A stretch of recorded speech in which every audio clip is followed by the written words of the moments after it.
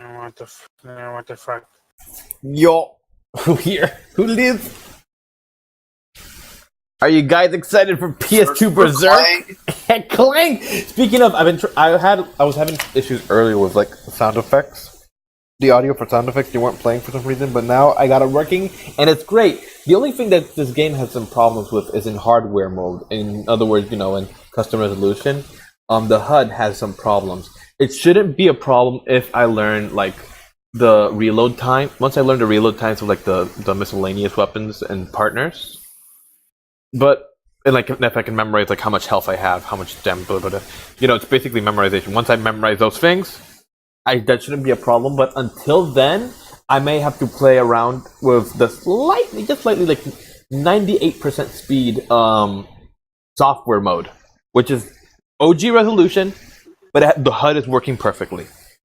Other than that, the game looks and plays pretty damn good. The only problem, I only have one problem with this fan translation, is they fucking named him Gatsu. Why? Why? I don't, it's probably Band of the Hawk. Fucking. Anyways, I'm hungry as fuck! So I'm gonna leave this playing meanwhile, and I'm gonna go get some food real quick, so BRB. Okay. I guess we're gonna watch this now. I mean, I'm still on stream. It's starting soon. I'm just trying to. I mean, it's 6 in the evening, dude. You ever have those days where you sleep for an absolutely ridiculous amount of time and you have no idea why? I'm good.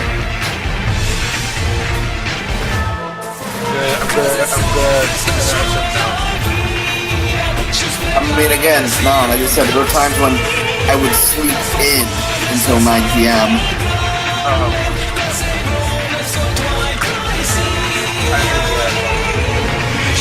Like I'd go to bed at 6 a.m. and wake up at 9 p.m. Yes. Fuck, I thought I was back. This was me when I was at a pretty bad state, all things considered.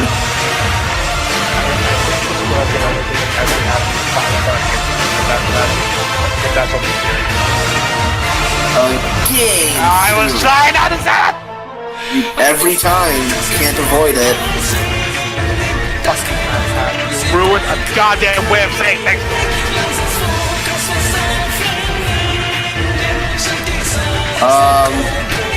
I'm pretty sure the entire Band of the Hawk is dead at this point. Yeah, back, my food's heating up. If I'm correct in what I'm assuming, this should start once Guts is back from the Black Swordsman and after lost children and all that. So because you start off with it snowing and everything. I think soon Guts is gonna encounter Griffith and fight with Zod in the sword graveyard. I think you mean Gatsu. So it's just like 2017. Okay, perfect. Yeah, there you go.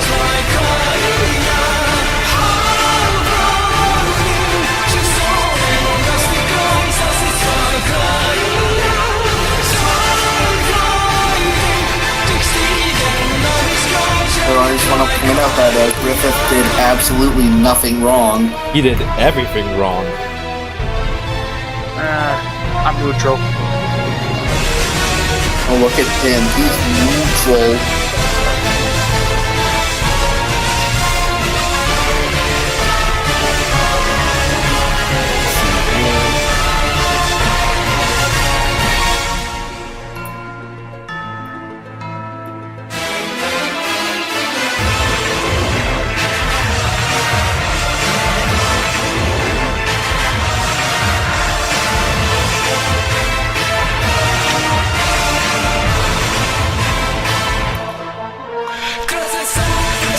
So this song was surprisingly good. What is a song that is of surprising? There you go. Repeat that? Yes. Yes. Song. You know, I was looking it up. This guy has been doing like music since the Dreamcast for Berserk since the Dreamcast game. Kurosawa? Yep, like this is from the Golden Age movies. So like since '99, he's been doing music for Berserk. So he did it for. I'm pretty sure he did music for the original anime as well. Which is pretty nuts. Yeah, I think that guy just really, really, really loves Berserk. I don't blame it. I am also pretty sure, even though he's like super famous now, he still came back to do like at least like one song in like the new anime as well. Yeah, I think the opening. No, he did like 2 songs. One was the opening, I think, and well, the other one was like another song. And like that's all that they can afford. But I think he still did it because he just fucking loves Berserk. Let's see what else. Make sure. I mean, wouldn't that be cool if you made something pretty cool, but you wanted to adapt it, and just someone really fucking famous and really fucking talented just absolutely loves your stuff? It's like, hey, I'm willing to do some stuff for you. Hey, so you mean what happened with Platinum Games and Nier?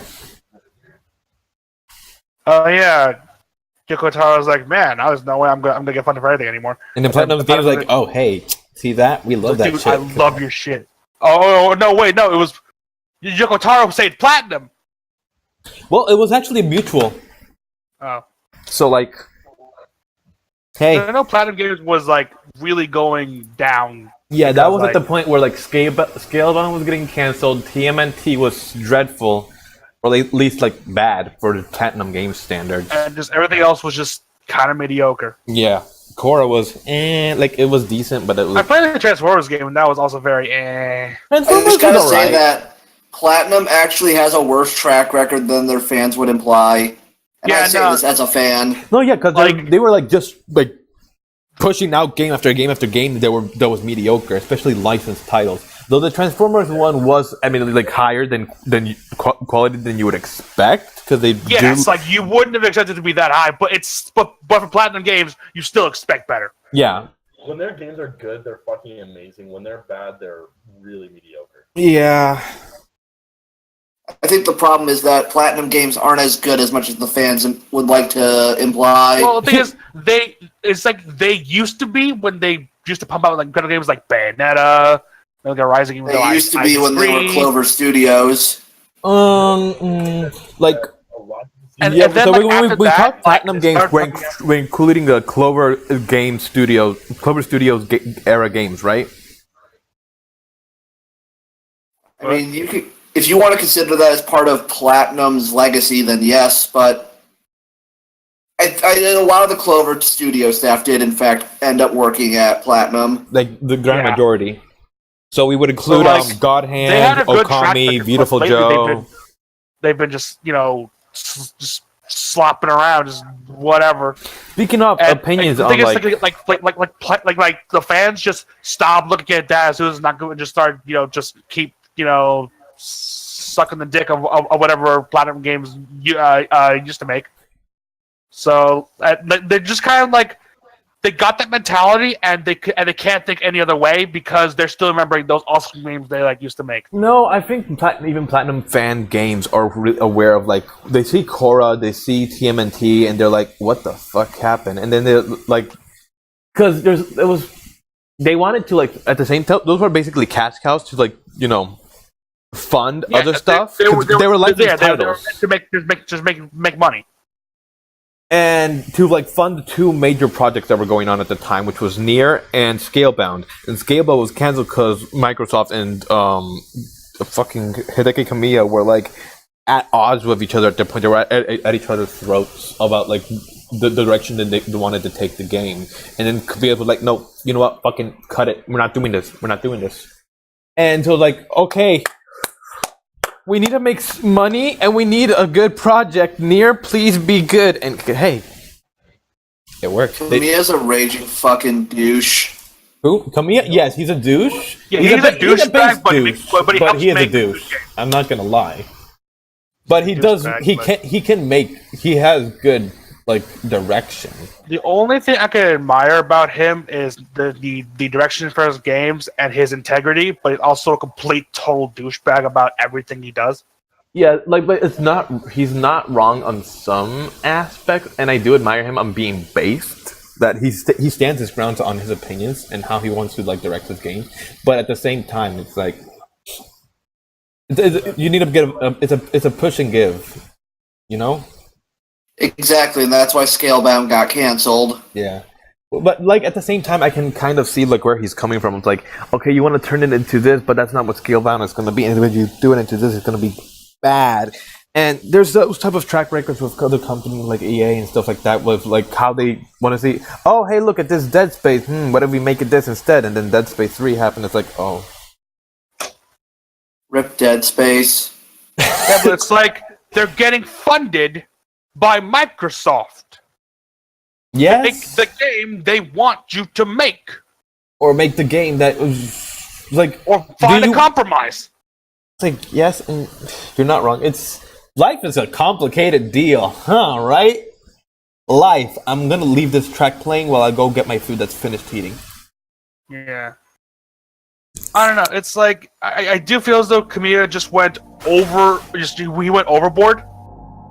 Because it's almost like he felt as though he was on top when he clearly wasn't. Remember when Kamiya completely predicted what would happen with Lane? You know what I'm saying? Sorry, Tomo, can you repeat that? I was saying, remember what happened? Remember when Kamiya... I cannot hear him. Oh my god.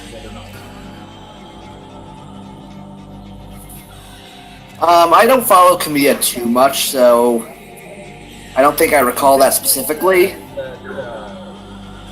The guy, the Nightmare guy, whatever, I can't remember his name. Inafune? Inafune is a businessman, not a game developer. Oh, that remark. Yeah. Like, I mean... Comment, like, years before Mighty Number 9 went into development house. I think the best way to look at it is this way. Mighty Number 9 actually released. Yep.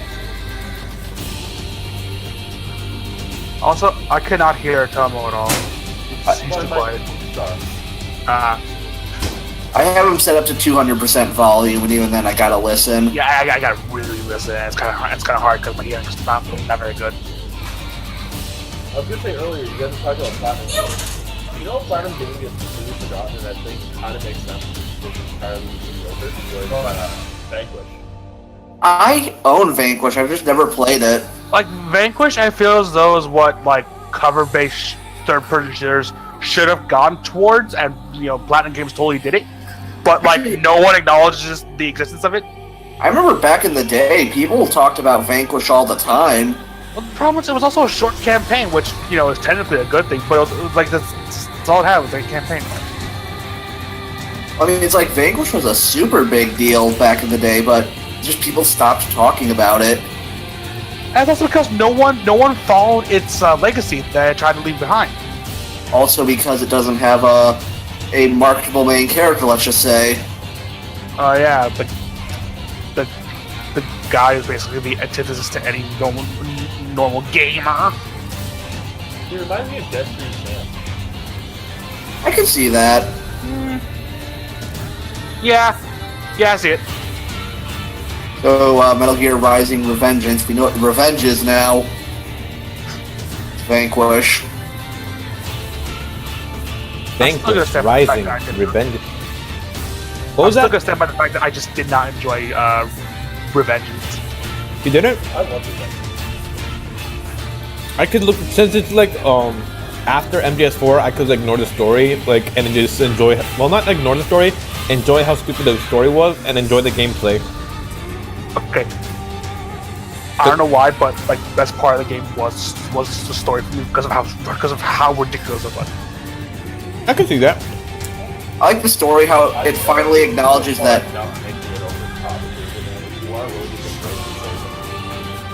They didn't go far enough. Really now? Yeah, you know, honestly, a philosophy where they could have just continued to just do silly over the top shit. But I think the attempt at philosophy was actually perfectly in line with a Kojima-styled game. And they actually went ham and like did like a sort of love letter style parody of it, where they went over the top of like the whole philosophy thing with Monsoon and Armstrong. I think the worst part is that. Gone further. Yeah, they could have had the philosophy make absolutely no sense rather than only kind of make sense. I mean, And yeah. you wouldn't have people saying, Armstrong's totally right, you guys. I mean, in a good world, he technically does make no sense, but because people He doesn't flock make towards that sense. thing right now. He's the SMT Chaos Path. Yeah. Yeah, He's a rich There you go. dude who's never struggled ever, implying that nobody else has ever really had to struggle and to watch it hit. I mean, fighting against Jetstream Sam, I would think it's a struggle. That's not exactly the kind of struggle that Armstrong was talking about, though. I mean, hey. It's like lifelong struggle. No, you're not wrong. And he did say he admired what's his face, Raiden in that aspect, because he was from the start he was a child soldier back in was it Nigeria or Liberia. Liberia. What Armstrong was doing, though, was just using his philosophy in order to become basically the God Emperor. Yeah, SMT Chaos Path. Might makes right. Can you punch your way to victory? Good. It's basically Darwin. It's basically Ashnard. But he did nothing wrong. Written by a guy who has a silver spoon in his mouth from the day he was born.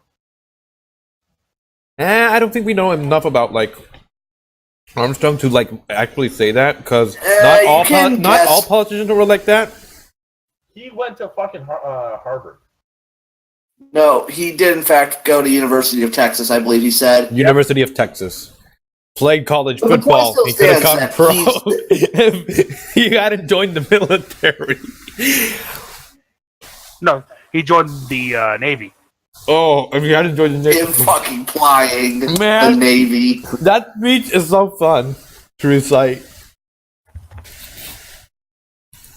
Okay, so let's get this party started and get Berserk up and running, eh? Oh yeah, there's an actual stream going on. Oh yeah, hey, look at that. Also, I hate the gameplay of Metal Gear Rising. And it actually does transfer over to what I feel is though Nier's biggest issue. And that is? I can't help but get the feeling the characters have no weight to them. Which game? Both Nier and Metal Gear Oh, Rising. you mean the floatiness? Yeah. It's so float, and it's not just it's the attacks. Like your actual attacks don't feel right. Use the heavier weapons. And I did, and I enjoyed that. I'd agree for Nier, but not for Metal Gear Rising. Well, I mean, Metal Gear Rising, you've got the scissor blades. Yeah, those are my favorite fucking things. But I'll use them for how much of the game? The last quarter of the game. Yeah. Even There we go. lance I felt was pretty heavy. I don't know what it was. I wasn't really feeling all too much. It was the scissor blades that I actually felt weight, and I loved it. There's no weight to the sword. You're just basically with blade arcs. Yeah. Actually, that reminds me that I really liked that one section in the Armstrong fight where you actually did punch him. Dude, because it actually felt really good. Dude, I came in my fucking pants when I did the evasive maneuver to the side, and he did his fucking MGS2 flip. Oh yeah, because it's still riding. Yeah, man, details like that are so good. I don't know. It has a lot of things, but if I can't get behind the core gameplay without limiting myself to one weapon to even have any bit of fun, which already has its own fair share of limitations, then I think the game has a bit of a problem for me. Yeah. Basically, we've just proven the point that even after 13 years, there is no action game that has surpassed Godhand. Yeah, Godhand has super fast gameplay, but it still feels grounded, weight, fun. good. So you guys are hearing this track? Because it's as quality as an earlier track from the Golden Age movie. As usual, I don't have stream sound on.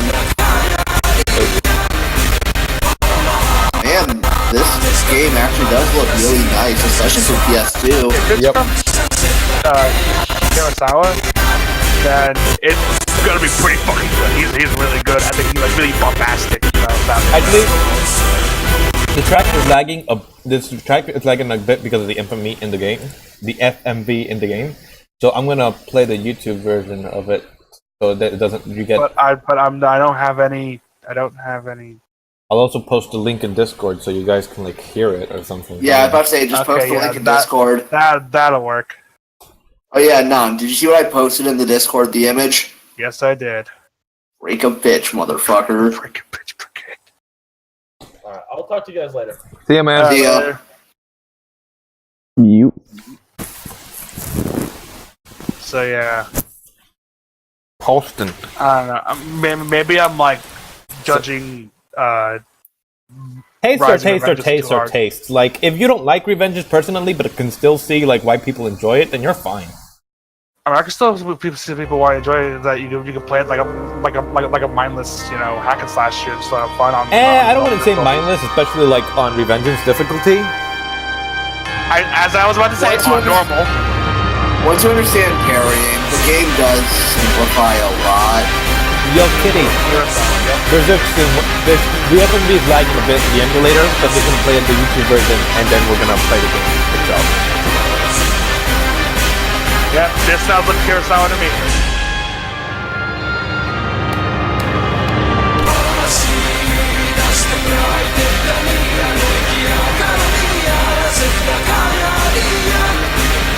I still like the old. I still totally think of one reason why Kurosawa will come back for like every installment of Red Dead Redemption. Because he just. I totally bet he could find a way to compose music for the manga. If you try hard enough. Man, I never realized how long Boyd's arms are.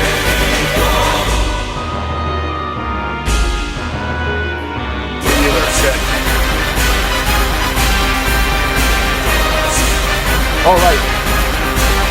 This is I miss PS2. intros like this. This is a PS2 game. Yeah. Yep. This looks like an early PS3 game. Yeah, it really does.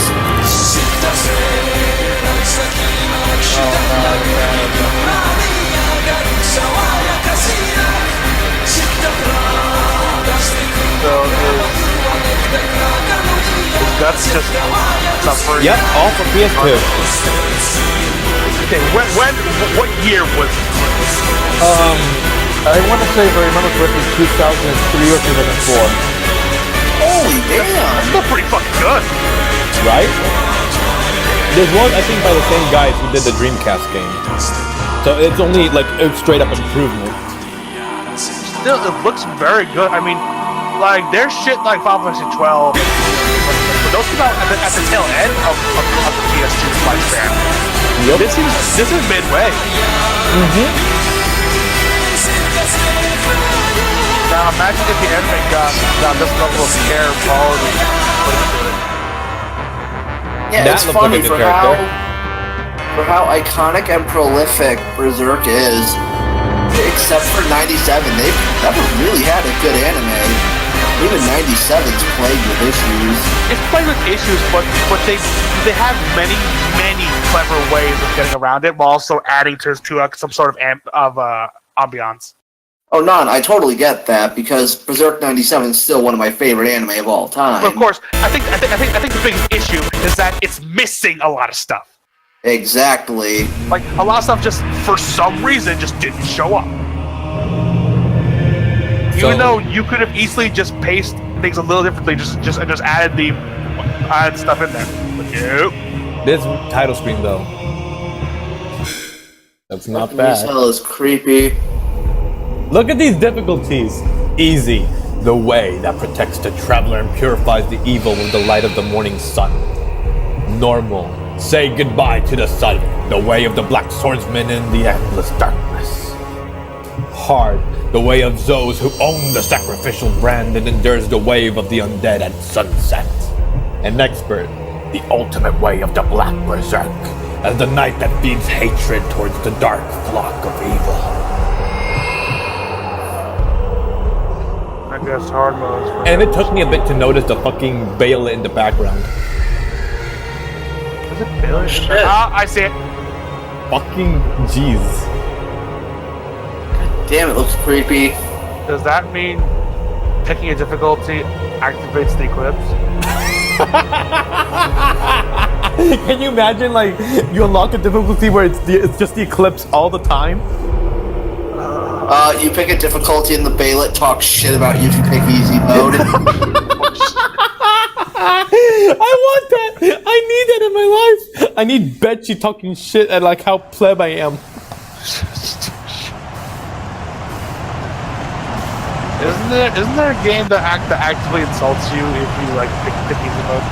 God hand. Yeah. Well, no, it really does in the beginning mostly.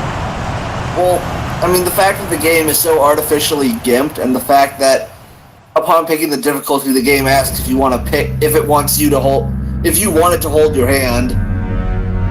Your god hand? Not like you've earned it or anything. I think you might be thinking of I Want to Be the Guy Nun.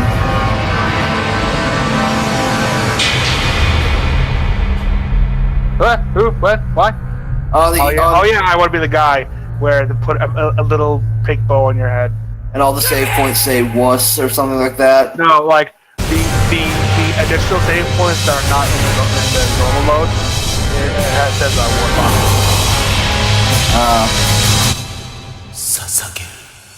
Griffith, you motherfucker.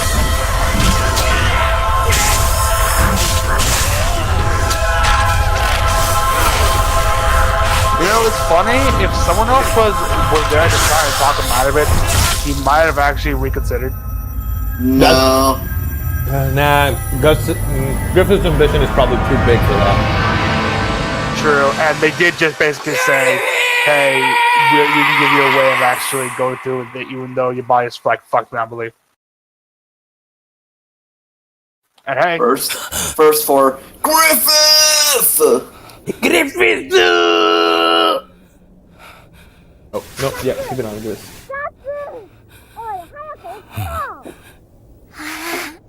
I mean, anyone who actually knows Japanese would know why Gatsu is obviously meant to be guts. The author says it's Guts and Griffith. Stop fighting this fight. but my authentic Japanese That is ways! your authentic Japanese ways! It's not authentic Japanese, it's just a misunderstanding of how Japanese speech patterns filter through English. How else am I supposed to say guts in Japanese? Guts!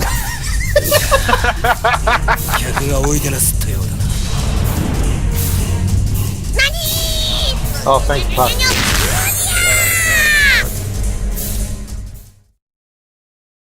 I still laughed my ass off in the Dreamcast version when Puck was voiced by Cam Clark. Liquid Snake voicing Cluck is Cluck. I can talk. Now, Cam Clark, judging from that, has an extremely large voice range. Dude, Cam Clark's voice range is ridiculous. But Don, remember, in Fire Emblem Fates, he is both male Corrin and Arthur. thanks for stopping by. And I mean, that alone should tell you how different he can sound without being recognizable. Didn't completely learn the control, so You could also sound like a really old man. I think R1 is a hold lock-on. R2 is like Berserk mode.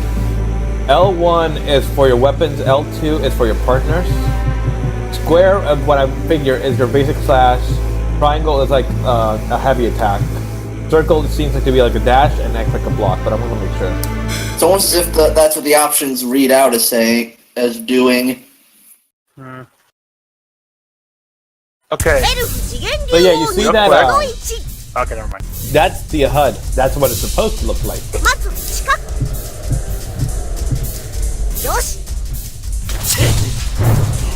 Those are good sword swings. And look, I love how if you're swinging and you try to move backwards, like...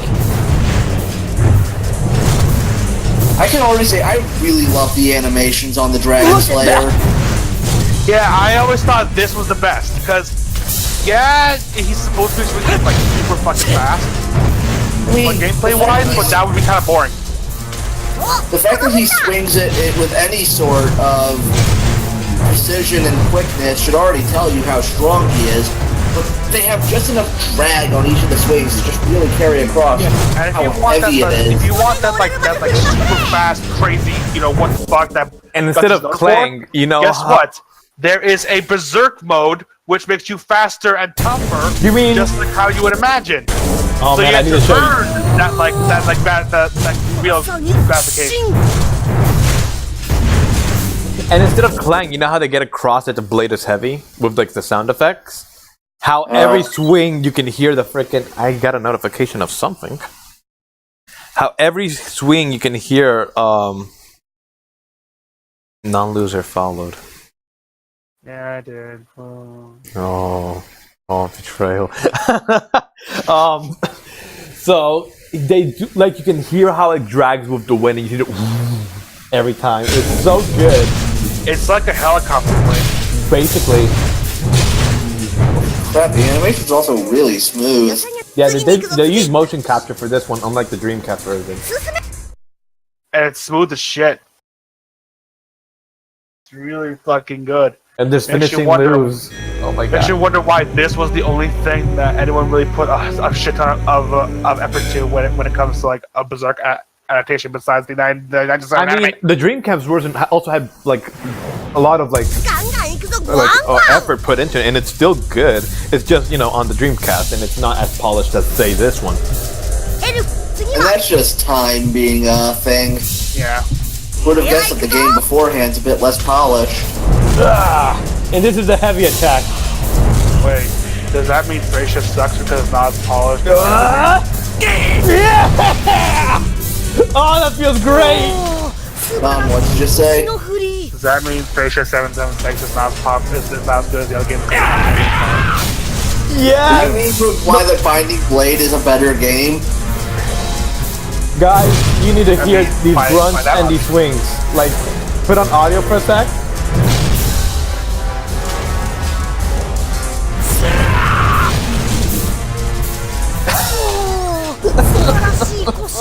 Good. It's really good. Man, that sounds beefy as fuck. That is really fucking good.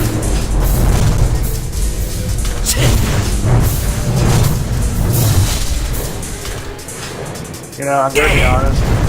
I kind of want someone to mod this game and just add the Clang. Please. Non, please.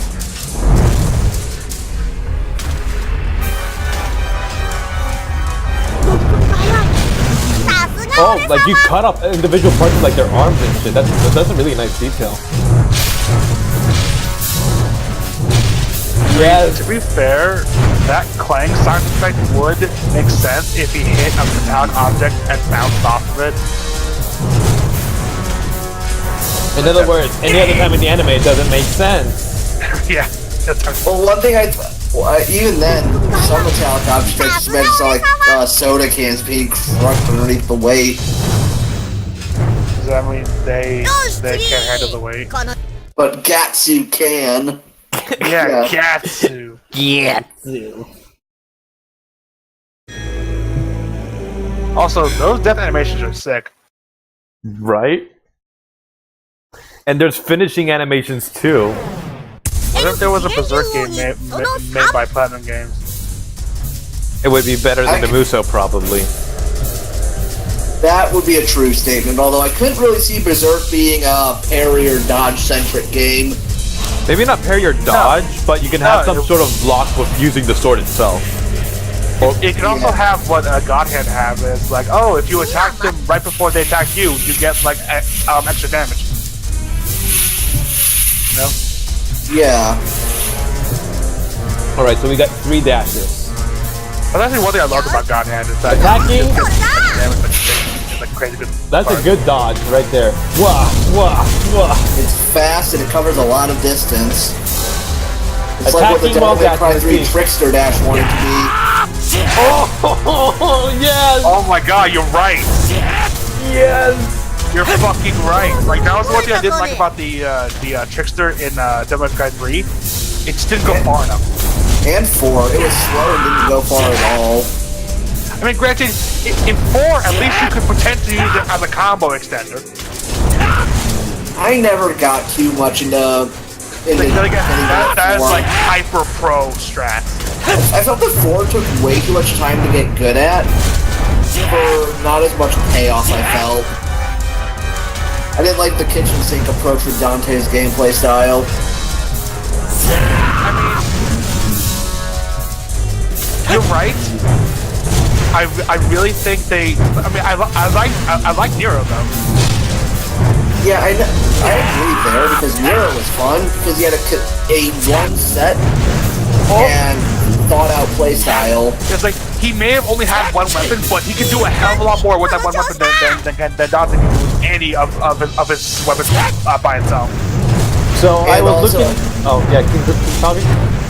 Okay, well I was about to say, and the fact that Nero's moveset was more constructed around a single unified playstyle meant that these moves weren't extraneous or feeling overwhelming or pointless. I mean, to be fair, I also love the gauntlets that Dante used, but they're mostly recycled from 3. And 1. Okay, they changed a lot from 1. No, but basically the moveset is a mashup of Devil May Cry 1 and 3's gauntlets. Okay, fair enough. But there's very few original moves.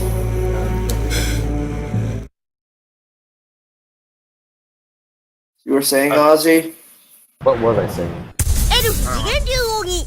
Completely forget. Because this game is great. I wish you guys could like have a feel of the controls because it feels really nice to play.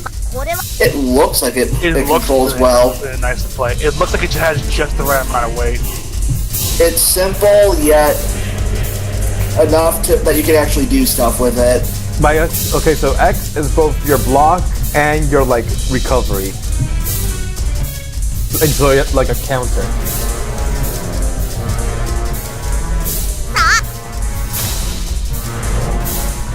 Come on, come at me. Come at me. Counter. You're scared.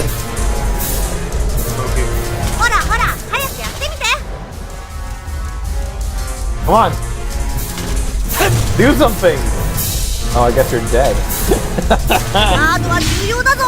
Oh, thanks. There we go. You're dead, boyo. Stop.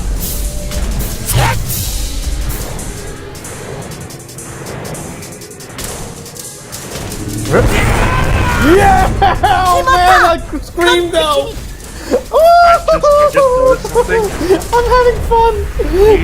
I just noticed something. These enemies can lose some limbs, but they can still keep fighting. Yep. Getsu, they are too weak. They're too weak to fight Getsu. Yeah! Oh yeah, and I remember. I was looking a bit into the info for this game. Apparently the voice actors are the same one as the 97 anime. Yeah, Nice. it's when the movies came around that they changed them for some reason. Which I understand, it's been years. But the English ones kept them. Wait, you did? They still have Yuri Lowenthal as Griffith. Wait, Guts' voice actor in the English movies are the same as in the English anime, old anime? Yes. And Casca and Griffith. Wow, they're different.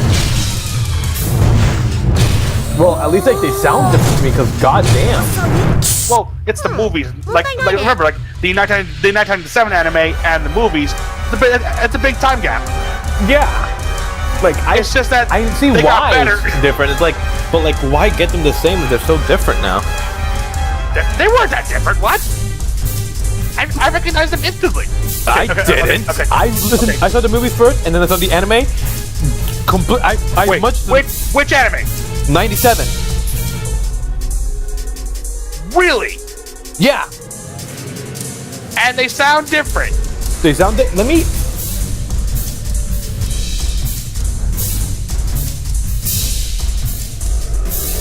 Because I watched 2 of Actually, the I might movies. get like copyrighted here. A little Yeah, bit. yeah. You might be copyrighted by I'll link the maybe some trailer for the movies or whatever, and then like link the Egg of the King '97 anime version. But they're different. Nah, to me, they don't sound different at Like, all. Guts They is just a sound lot- Guts- horrifying.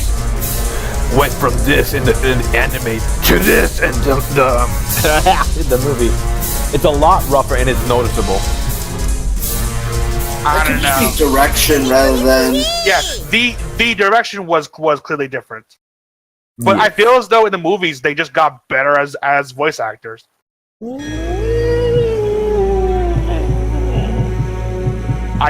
I Oh don't. yeah, you're right. They totally explained right there below what the buttons do.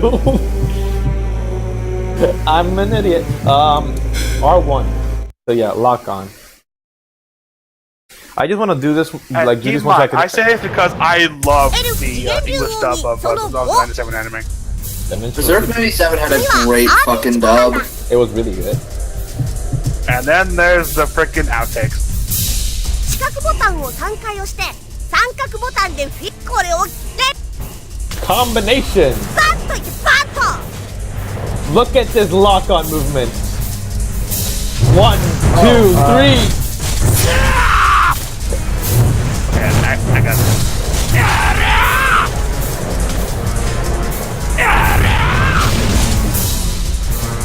These animations are so good. Oh, why is he swinging so fast?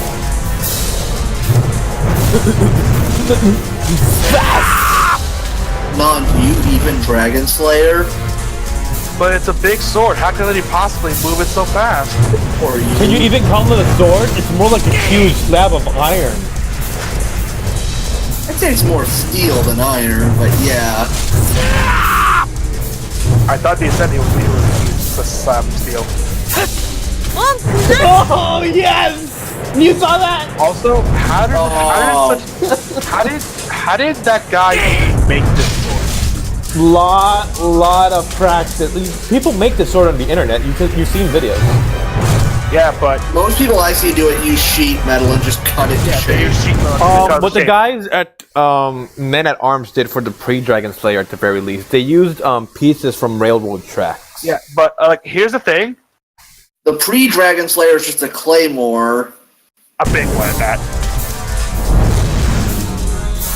Be right back, guys. I'm going. Alright.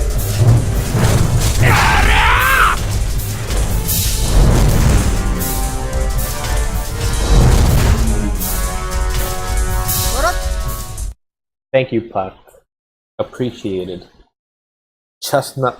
I've been asking it like, what the fuck is that weapon like that Puck has?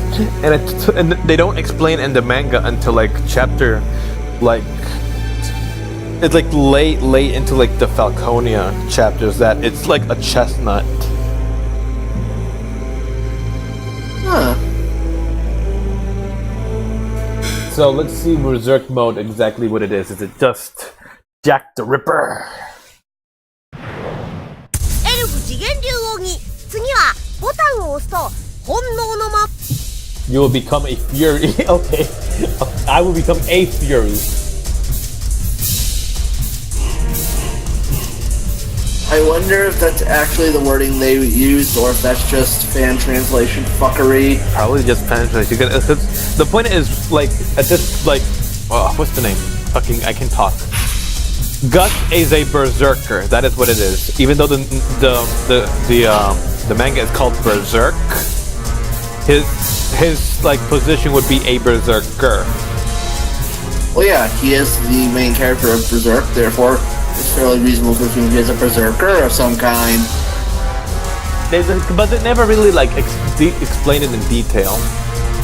Like they never say, "Oh, you are a berserker." It's like you are the swordsman or whatever. Well, yeah, but it's context. It's not like people say, "Oh, you're that berserker guy." It's like you're a sword. He uses a sword. He just has to be particularly ferocious with it. Because like berserkers was an actual status. especially in North. I mean, yeah, but it's still like it's probably just not a natural way of referring to people in this world. 気をつけろよ So how fast can you swing with this in Berserk? Oh my god! Yeah! Jesus Christ! Yes! It's a fucking blender! Oh man! Why is this game never localized? Because stupid. So there's only two reasons why a game is never released outside of Japan. It's either the worst game of a series or something, or the best one. We got Band of the Hawk, they got this. 次行く Basically, fuck our lives. Right? Oh more! Oh lord! Arc cannon, bows, crossbows, and that. Yeah, this I want details of how they work specifically.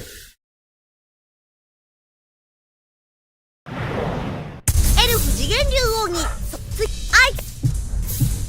The triangle over the cannon, which I think is a very like long reload time. Extra bomb, crossbow. Crossbow is like you should check out like what the fuck crossbow is because it's the automatic fire crossbow.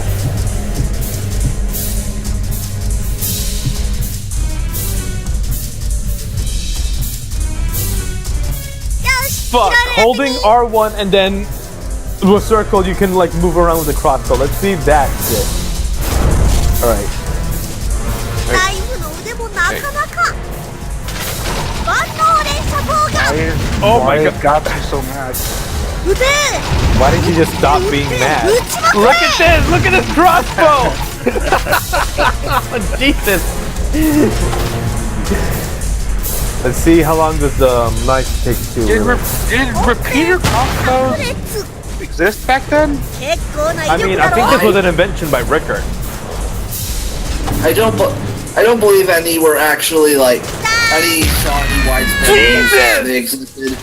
I love how that launched you back like 10 feet. Yeah, that's the recoil it has in the anime. I mean, it's accurate.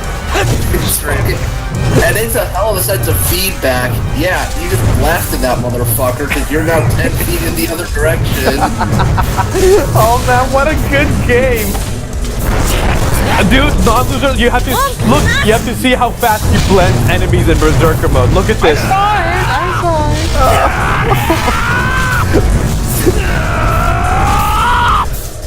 You know what? I think I know where I recognize. It might not. It probably isn't the same voice actor, but all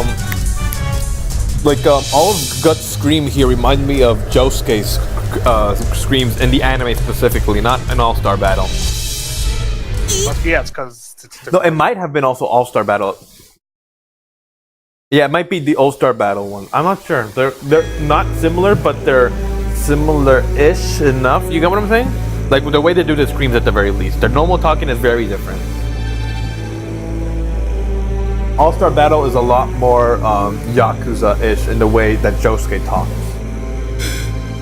No, it's just Well, not like just grunt. Like he like "Gurra!" Like he rolls his R's and things like that. He's a lot deeper. その8 yeah.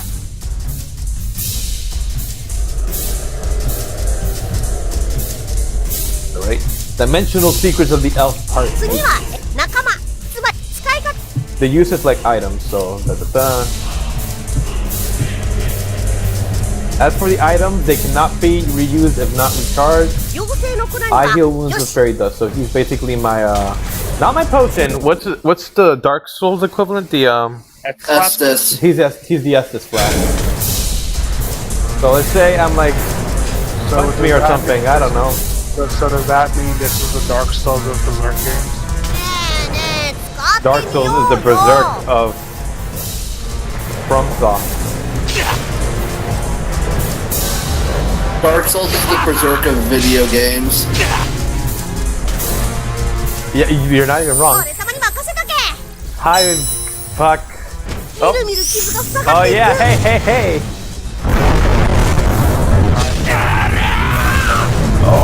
Wait, how does it look in like hardware mode? Of the UI? Wait. Let's see. Here we go. Yeah, UI still fucked, but oh man, this game looks nice. I mean, I'm not gonna be super So let's see if I memorize it. So let's see. Triangle should be the cannon. Yep. Let's see. Circle is knife. Yep. Square is the crossbow.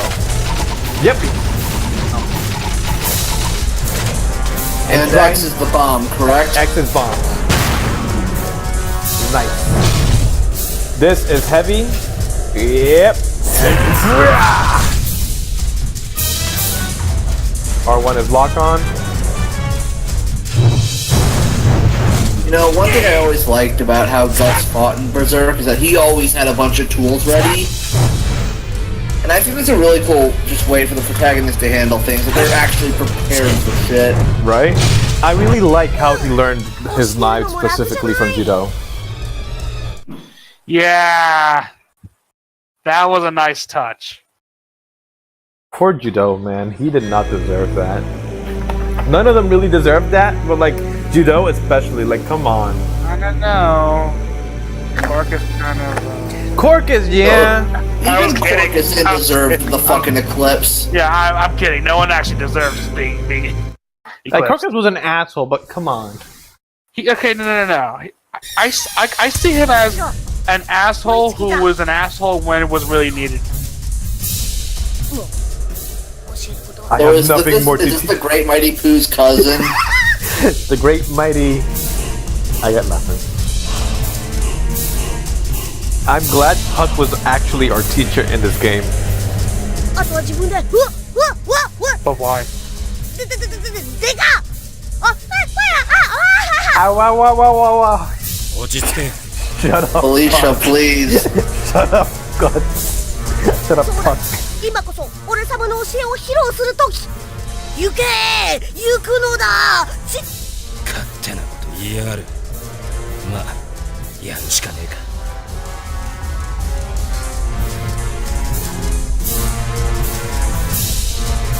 あいつなんて大きさ Literally Snowman. just called Snowman. 負けるなカッツ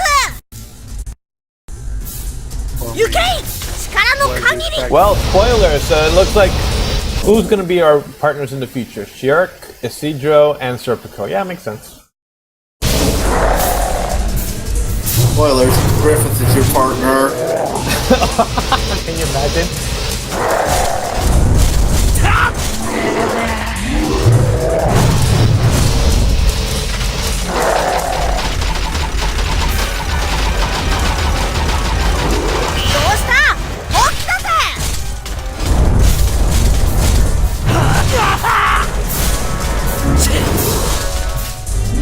Does this thing have multiple health bars already? I mean, hey, we're doing big damage, big numbers, so strong. Also, we have the XP, so I'm guessing it's gonna scale. I love it because the numbers are so big. Oh, you're blowing me away. How about, hey, listen here. That's how you know it's fucking good because the numbers. Yeah, totally. That's character progression, right? 消化不良起こすぞ Of course.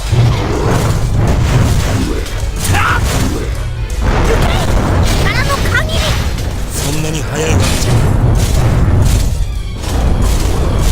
わわ潜っちゃったよ Fucking Kara, get over here.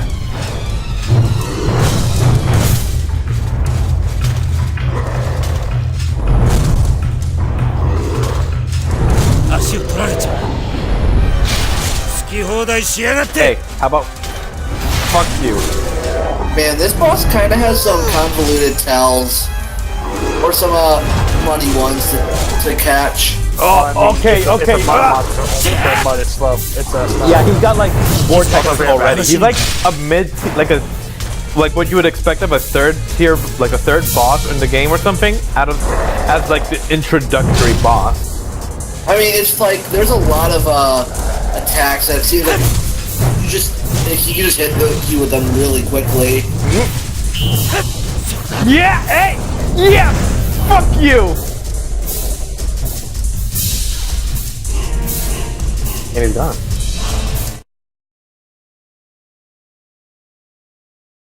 Oh shit, is that the fucking ogre?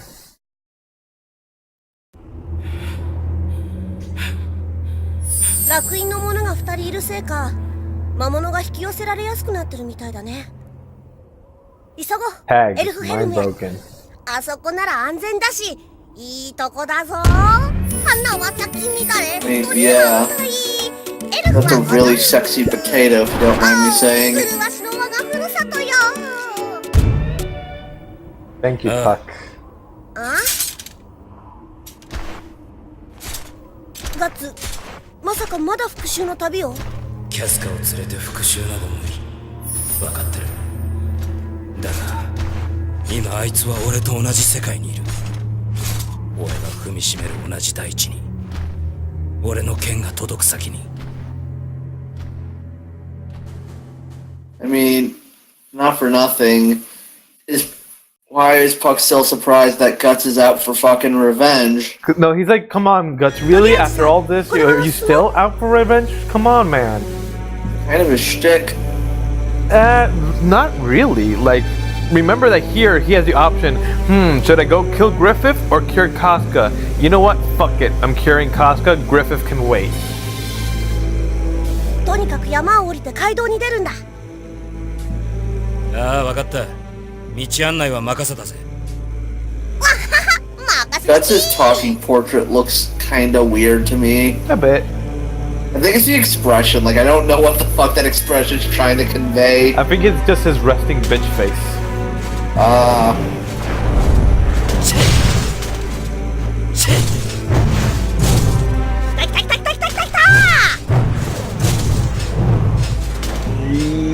Yeah. Yeah. Aw, man, that was funny. 回りそう。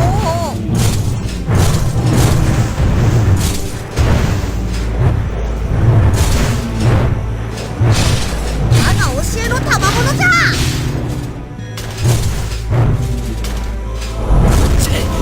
気付けない。Oh, fun! Yo, you remember? Came a little. You remember fun in video games? Over the top violence and gore is immature. Well, fuck you! That was glorious! Oh man! I need to get used a bit more to the X button. I want to incorporate it a bit more because it's a useful one. Like having a recovery counter is really fun. Good? Yeah! I don't even care that tree's fucking bleeding. That was awesome. Like, dude, the way they cut apart specifically to your sword is so nice. Like, that's the fucking gameplay you need in a Berserk game. Because you're actually cleaving shit. I mean, mindless Musou isn't just all you need?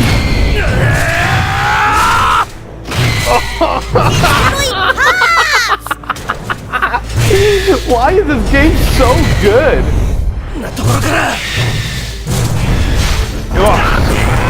I have a feeling that something's gonna go wrong eventually because we all have to suffer like Guts suffers. No, please, no. Like what? Wait, like the save, like it's corrupted or something? Something like that. Oh man, nah. Or eventually there's just a section where laughter stops. Laughter stops. Oh boy. Like I don't doubt there's a place where there's gonna be a bit annoying to like go through combat, but because like I don't imagine this game is perfect, but the base gameplay is already so fun to play with, and it's already really good. So like, you can. I guess I'm trying.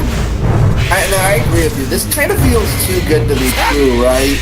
A bit, maybe there's like a lack of variety in enemies, or there's like the OC story in this might be bad or something. But like I'm willing to put up with it because like already like this. Okay, this is fun to play. That's fine for this is a good Berserk core like gameplay base already, and that makes me extremely happy. So.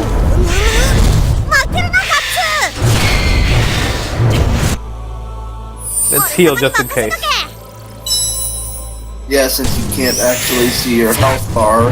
Yeah, eh? Maybe I should like stick with the growing pain for a while and like keep it in software mode, just so I can get used to like how slowly my health goes down.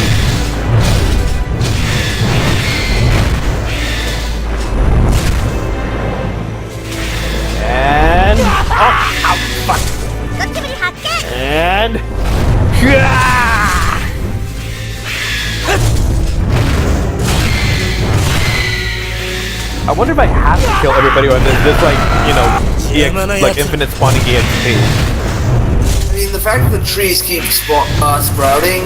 I'll kill maybe 2 more trees, and then I'll try going forward and see what happens.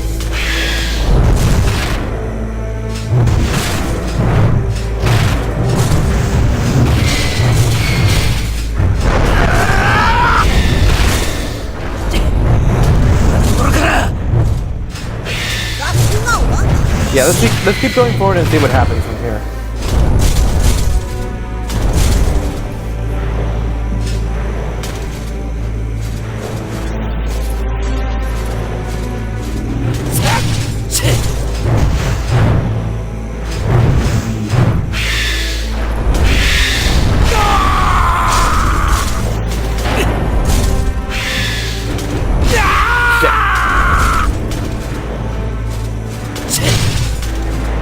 I wonder if you get new moves or shit. Well, I know you get new buddies, but I wonder if you get like new attack for a combo. I doubt you get that happening. I doubt you get like aerial combos because there's not a jump in a button in this game. Oh shit! You can level up and save if you come in contact. Is this really just Dark Souls?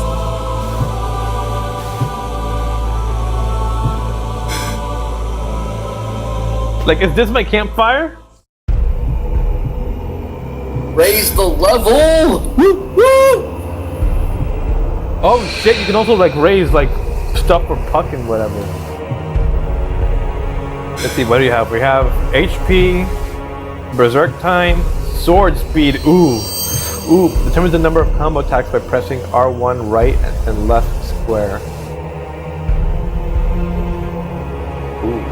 Charge attack determines the number of possible swings when triangle is used. Oh baby, all of these sound really nice.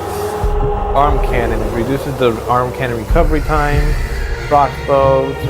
So basically, most of these are like just number crunching of like HP or recharge time or speed. But like specifically sword mastery and charged attack are the 2 ones that I'm really interested in. Like, I'm really glad there's nothing like, oh, sword damage. It's not like, oh, how much does damage you do, so that's really nice. It's consistent throughout the game. The closest thing to that would be sword speed, but that's just because more hits is more damage. Yeah, that's just more DPS. But otherwise, yeah. Sword mastery and charge attack. Determines the number of pressing R1, which is lock on, and left, right, square, and the triangle. I'll see if I can get more, and so I can get more for the charged attack, because having more heavy attack is really gonna be really good. Oh shit, I should save.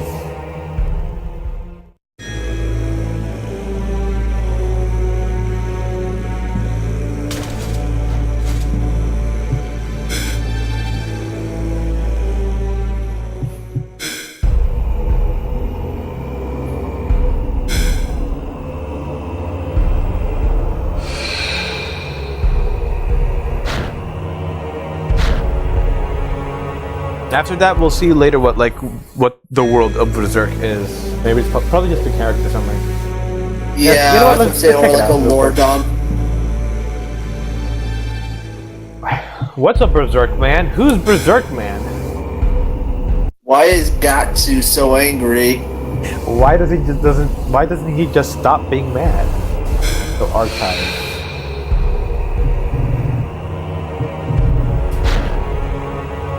Character.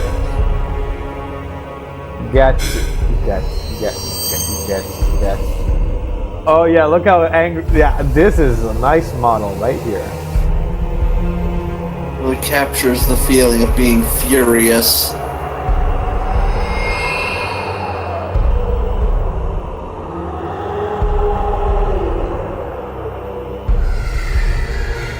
Nice. Like, look at that fucking running animation where he's dragging the sword. That's so nice. Oh my god. R2, R1 and does it have to zoom specifically to his girth? They know what you want. Okay. Oh, here it is. It's the D-pad.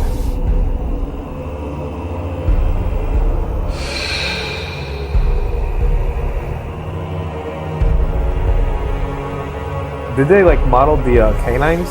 They did. Nice. This is a very good 3D model. They did a fantastic job with this. Yeah. Casca. Potato. Oh. Oh, Casca, you will one day be a character again. When Miura says you will, maybe next month. There's always next month. I mean, Casca's no longer a potato anymore. She's no longer potato, but will she be a character? Probably. I mean, hey, if she just Graham, who knows? Maybe she just got mind broken by seeing Gus again and everything was literally for nothing. And be like, oh, I'm okay again.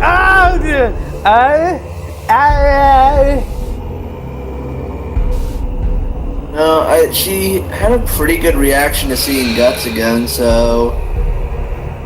Choose.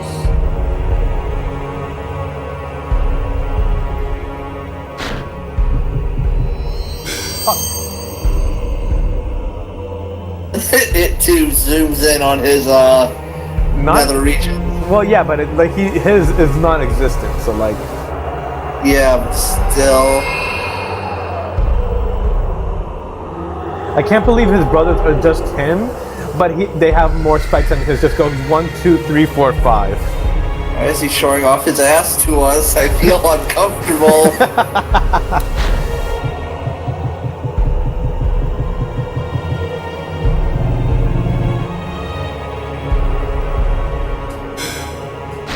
Also, that translation, the protagonist of this world. This work. Oh, see, the icons from screen share are cutting it off, so... I see, yeah.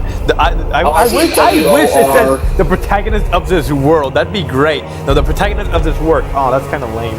He carries a huge sword that looks like a block of iron called the Dragon Slayer, a warrior who fights against evil. He has a black cannon on his arm, black armor, and a black coat.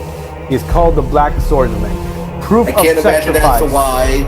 Proof of sacrifice. His stando, the sacrificial brand, engraved on the neck. He will be haunted by demons and ghosts once the sun will fade. To protect Casca, they survived the eclipse. To protect Casca that survived the eclipse, they are going to Elfheim, Hut's birthplace. Oof, this translation is rough. Casca, former commander of the Band of the Hawks. Of the Hawks? Of the Hawks. Plural. The Hawks. Not the Band of the Hawk, Band of the Hawks. Oof, this translation is rough. Now travels protected by Gatsu. She's the woman loved by Gatsu during the eclipse. She lost her mind and becomes like an infant child. The brand of sacrifice was engraved on her chest. As for Gatsu, bleeds in presence of demons. Gatsu continues his journey led by Puck to his homeland Elfheim. Spell check, motherfuckers. Do they have it? An elf who decided to follow Gatsu after being rescued from some bandits. He's a spirit of the wind that with his healing dust has saved several times Gatsu in times of trouble. Although he is a cute and humoristic character, his past is shrouded in mystery, bringing Gatsu to Elfhelm, his native land. I mean, his path is shrouded in mystery. Then we get here, there, and it's just like, oh, he's just a dumb elf who makes trouble. What a mystery! I could have told you that. Turns out that he was in Vietnam. He was the Vietnamese. Oh. Remember when fucking Puck tried to usurp the throne for 5 seconds? And then the queen showed up, was like, Puck, do you want to do that? It's like, no. Okay, time out for you. Oh. What a riveling subplot, eh? Oh yeah. Truly, this is pure Kino. Only the purest. Yeah. Yeah, I guess save again. Would it hurt? Playtime 41 minutes, eh?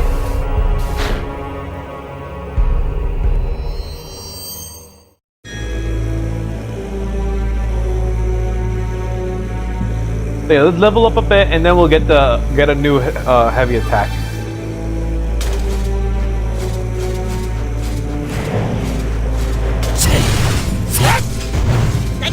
I like the way some people try to classify this game. It's like, how like series as edgy.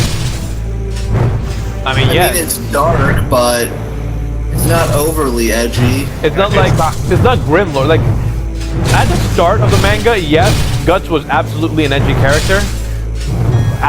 Like from Golden Age on, from Golden Age onward, his character is kind of retconned into being less like edgy, more like a not really retcon. Like it just grew. No. What I mean is like he's basically like if you see like pre-Golden Age Berserk Guts, and then you see post-Golden Age Guts, they are different characters. Like Guts, like in Berserk, the first volume, he starts out fucking the same demon that that killed Corcus, and then killing it when it transforms. Is it being like nothing personal, kiddo, basically to the monster. But then you see like his backstory, and you see how like traumatized he is just having sex with Casca, and you're like, can this same Guts really be the type of character who like fucks like a random woman who's actually a demon? It's like I don't think so. Like he almost strangled Casca just from how traumatized he was during their intercourse. So like it's like I don't think that's the same type of character that Guts is at that point. Like it's obvious that before Golden Age, like Miura had either different or just only vague ideas of where he wanted to take Guts as a character. Yeah, but in a series as long running as Berserk, it's not really a surprise. No, it isn't. But like he was still like we can see that he still like he wanted a character like Guts, but he hadn't formulated completely in his head like what Guts is, as we see with like Proto Guts, the first volumes of Black Swordsman are Guts, and then afterwards what he does from Golden Age onwards with Guts. Golden Age onwards is when he finally like has it more concrete in his head what type of character Guts he wants Guts to be. But even before that, like during Black Swordsman, it was still not there was still like ideas of like how different a character Guts was.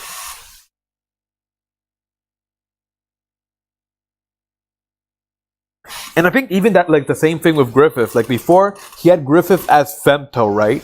And that's how he's presented, as, like, this cocky, like, looks down on Guts type of character. And then we go from Golden Age onwards, it's like, no, he sees Guts as his equal, and thus, like, that's why he, like, fears him as much, because Guts has been the only one who, like, who has cracked an edge into Griffith's ego. Yes, that's all very nice and all, but is there Vidya? Yes, there's video games. Did you know that? Button pressing. I'm pressing buttons! What's a video game? I don't know. I hear they suck though. Video games were a mistake, because when there's good ones, they don't make more of them, and then they make me unhappy. Video games are the devil! Is there a place? Video games are just gambling simulators, thank you very much. So yeah, how much EXP do I need? I need 100. 10,000. 111 literal. No. Yeah, 11111 literally.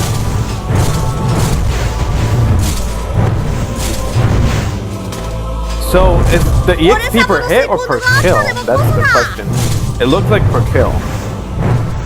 Oh, that's a lot of EXP. 100 EXP right there. Okay, one guy gave me 100 EXP. These guys give me like 5 each. I think it's the amount of hits in your combo is a multiplier. Oh, really? That's... Oh, I like that.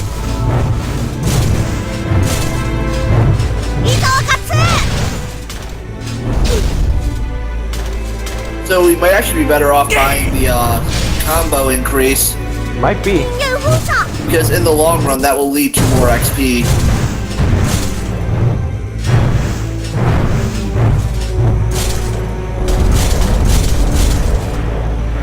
Man, a bit hard to control, but man, that nice is so... That is just so fucking nice. You can feel the fucking weight of it.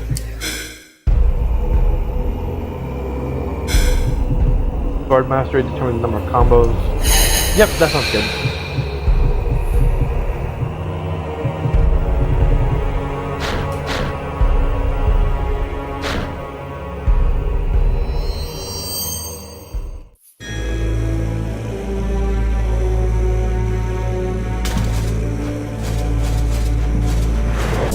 Yeah, this is the full map.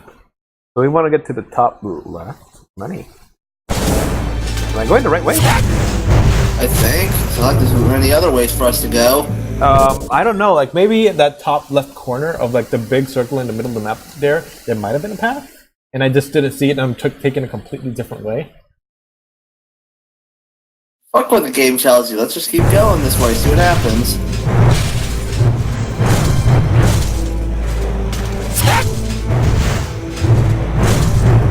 Okay. This way. There you go.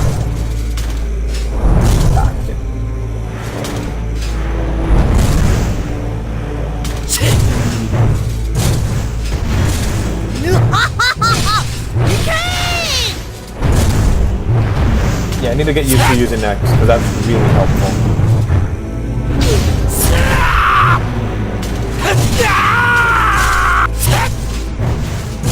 Is the health bar supposed to look like a square? Or is that just emulation fuckery? That might be emulation fuckery. I think it's supposed to be behind. Yeah, the orb. Yeah.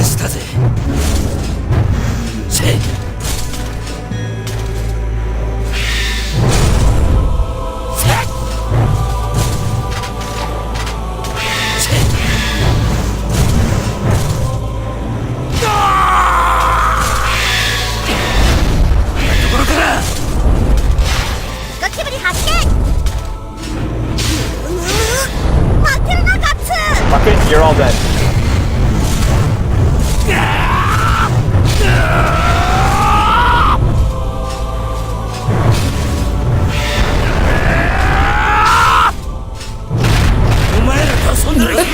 Wasn't Puck added to the story because Mira thought the story was too dark? What happened with the story? You know, Puck, Yeah. wasn't he added to the story because Mira thought that even the story was way too dark? He thought like the story would need some comedic foil of some kind, or else like the story would just be like too dark and like depressing to like tell and like enjoy. And he was You right. do need that. You do need some degree of levity, even in something as grimdark as Berserk. Sure.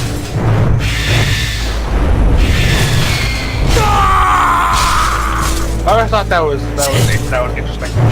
Yeah, it was.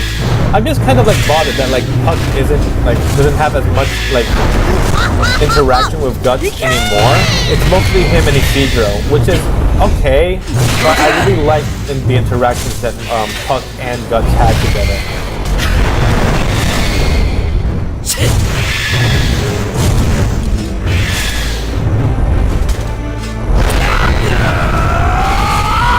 Wow. Gatsu was fighting an awful lot of trees. This is the tree arc. Fuck trees. What have trees have done for me?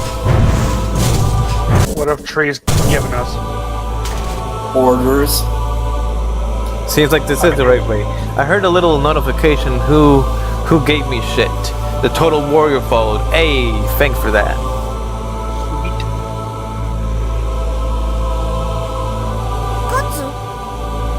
Yatsu. Did somebody say Yatsu? Gatsu, I hardly even know you. Ah ha ha ha ha. Ah ha ha. Oh.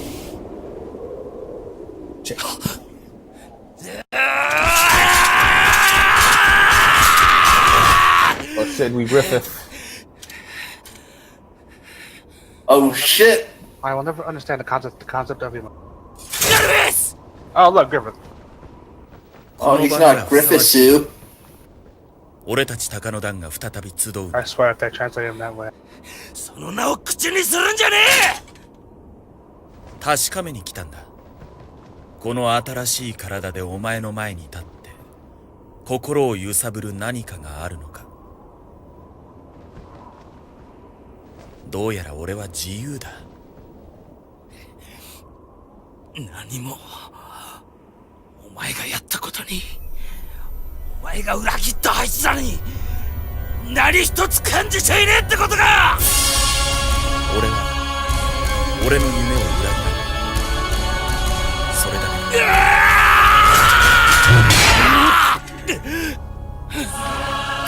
い剣士、よくぞ人の身で職を生き残った。嬉しいぞ小僧。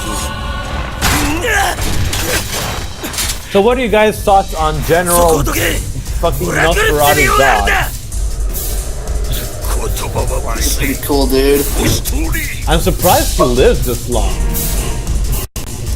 I didn't think he was gonna be as major a character as he is. Yeah, I think he would have been killed at some point. 嬉しいぞ黒い剣士。貴様との戦いを我が牛を熱くする。 Holy shit, he's fast! This is not Oh yes! Yes! Yes! Whoa! Well, what do you expect from someone like this? He would be. Oh! No, I mean, like, this is a fucking ship! Oh boy! Like, this fucking shit ever!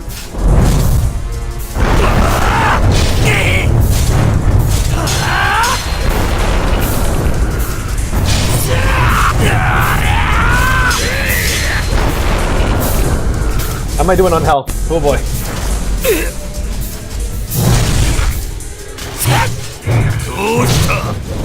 Yeah! Oh, nice. Truly, this is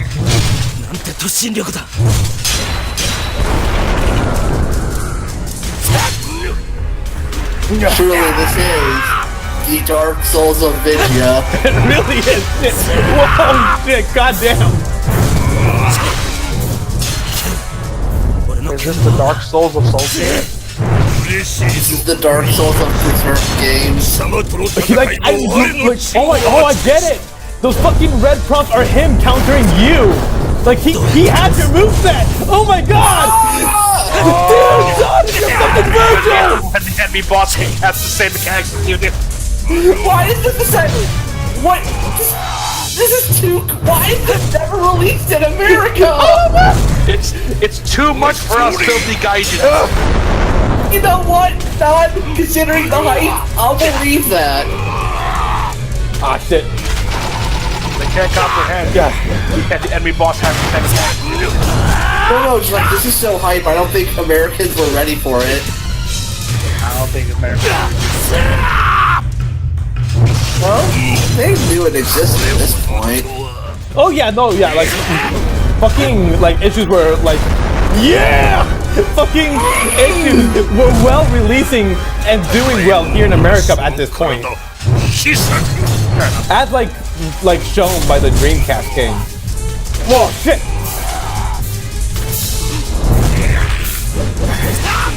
Yes!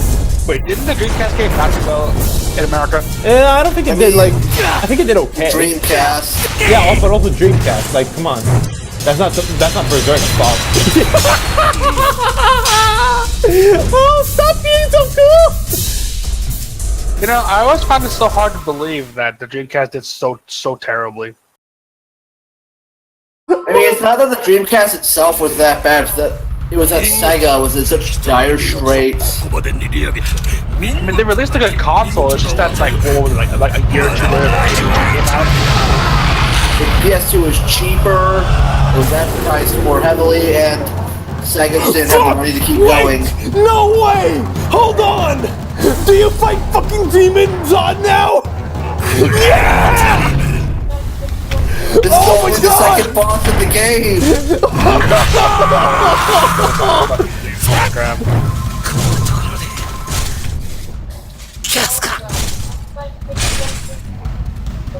Wait, is this game over or is it like story sequence? You are sacrificed. Oh shit. Dead bitch. Oh shit. Where are they gonna send me? Oh shit! Send you back to the menu! Oh man, this game is for real! This truly is. the Dark Souls of Dark Souls. Oh man, that was so cool! Better fucking save my God, Estus flask. Oh god, what did you save? Oh, not too far back. Okay. Brutally, this is shit, Guts wait. is Suffering. Wait, the HUD, even though it's like weirdly colored, although that might give it some character, like it works now. Look at this.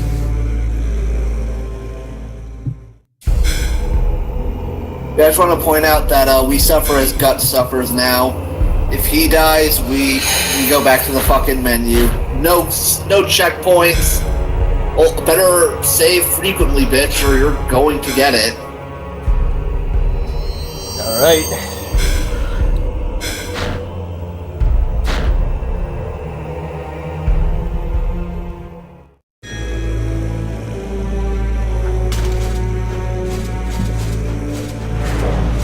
So yeah, how far away? It's not too far. さあどうすっかなこんなところからゴキブリ発見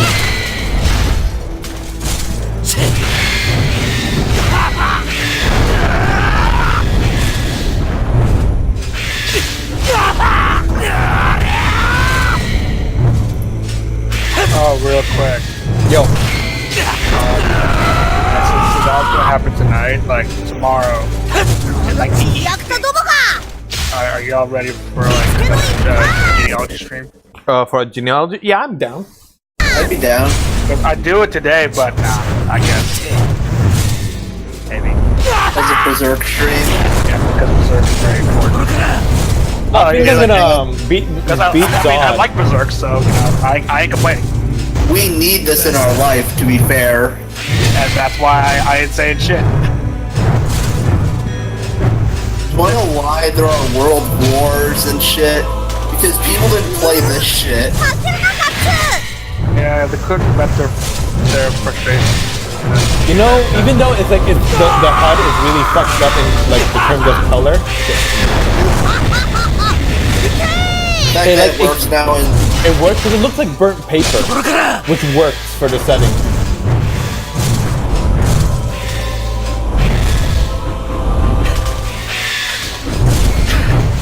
Oh, real quick, I got another 5-star in Byron Hero. What'd you get? Another Jenny. I mean, hey. God damn, son! This is like my my fourth Jenny. You know what you need to do? Healer Either one, emblem! Healer emblem!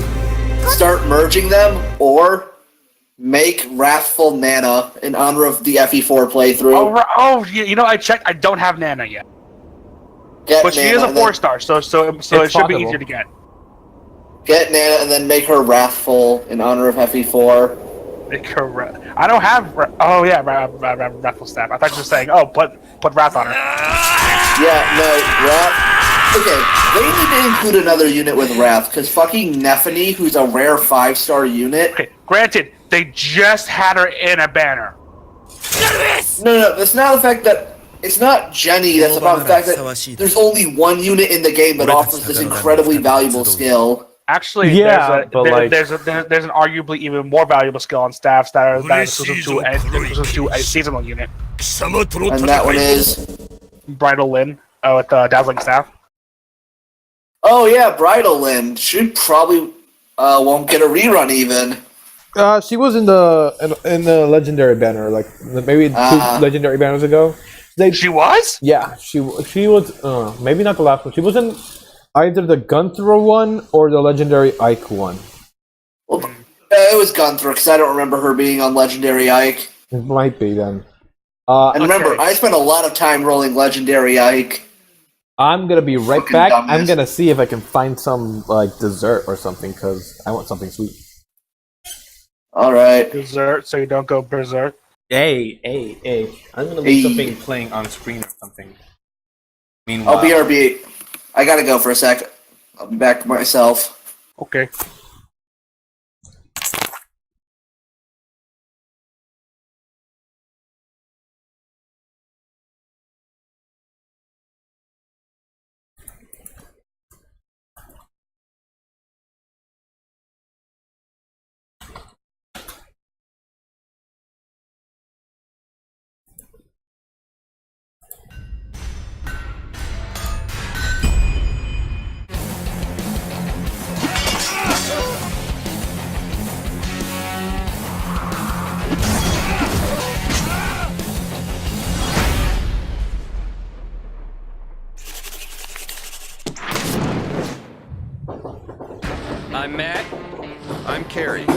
are the Stagmer Brothers, a Baltimore knife and sword. Our work can be seen on film, Broadway, and at Renaissance festivals around the country. We're going to be building some of your favorite weapons, and some weapons that you've never seen before. This is Man at Arms, Reforged.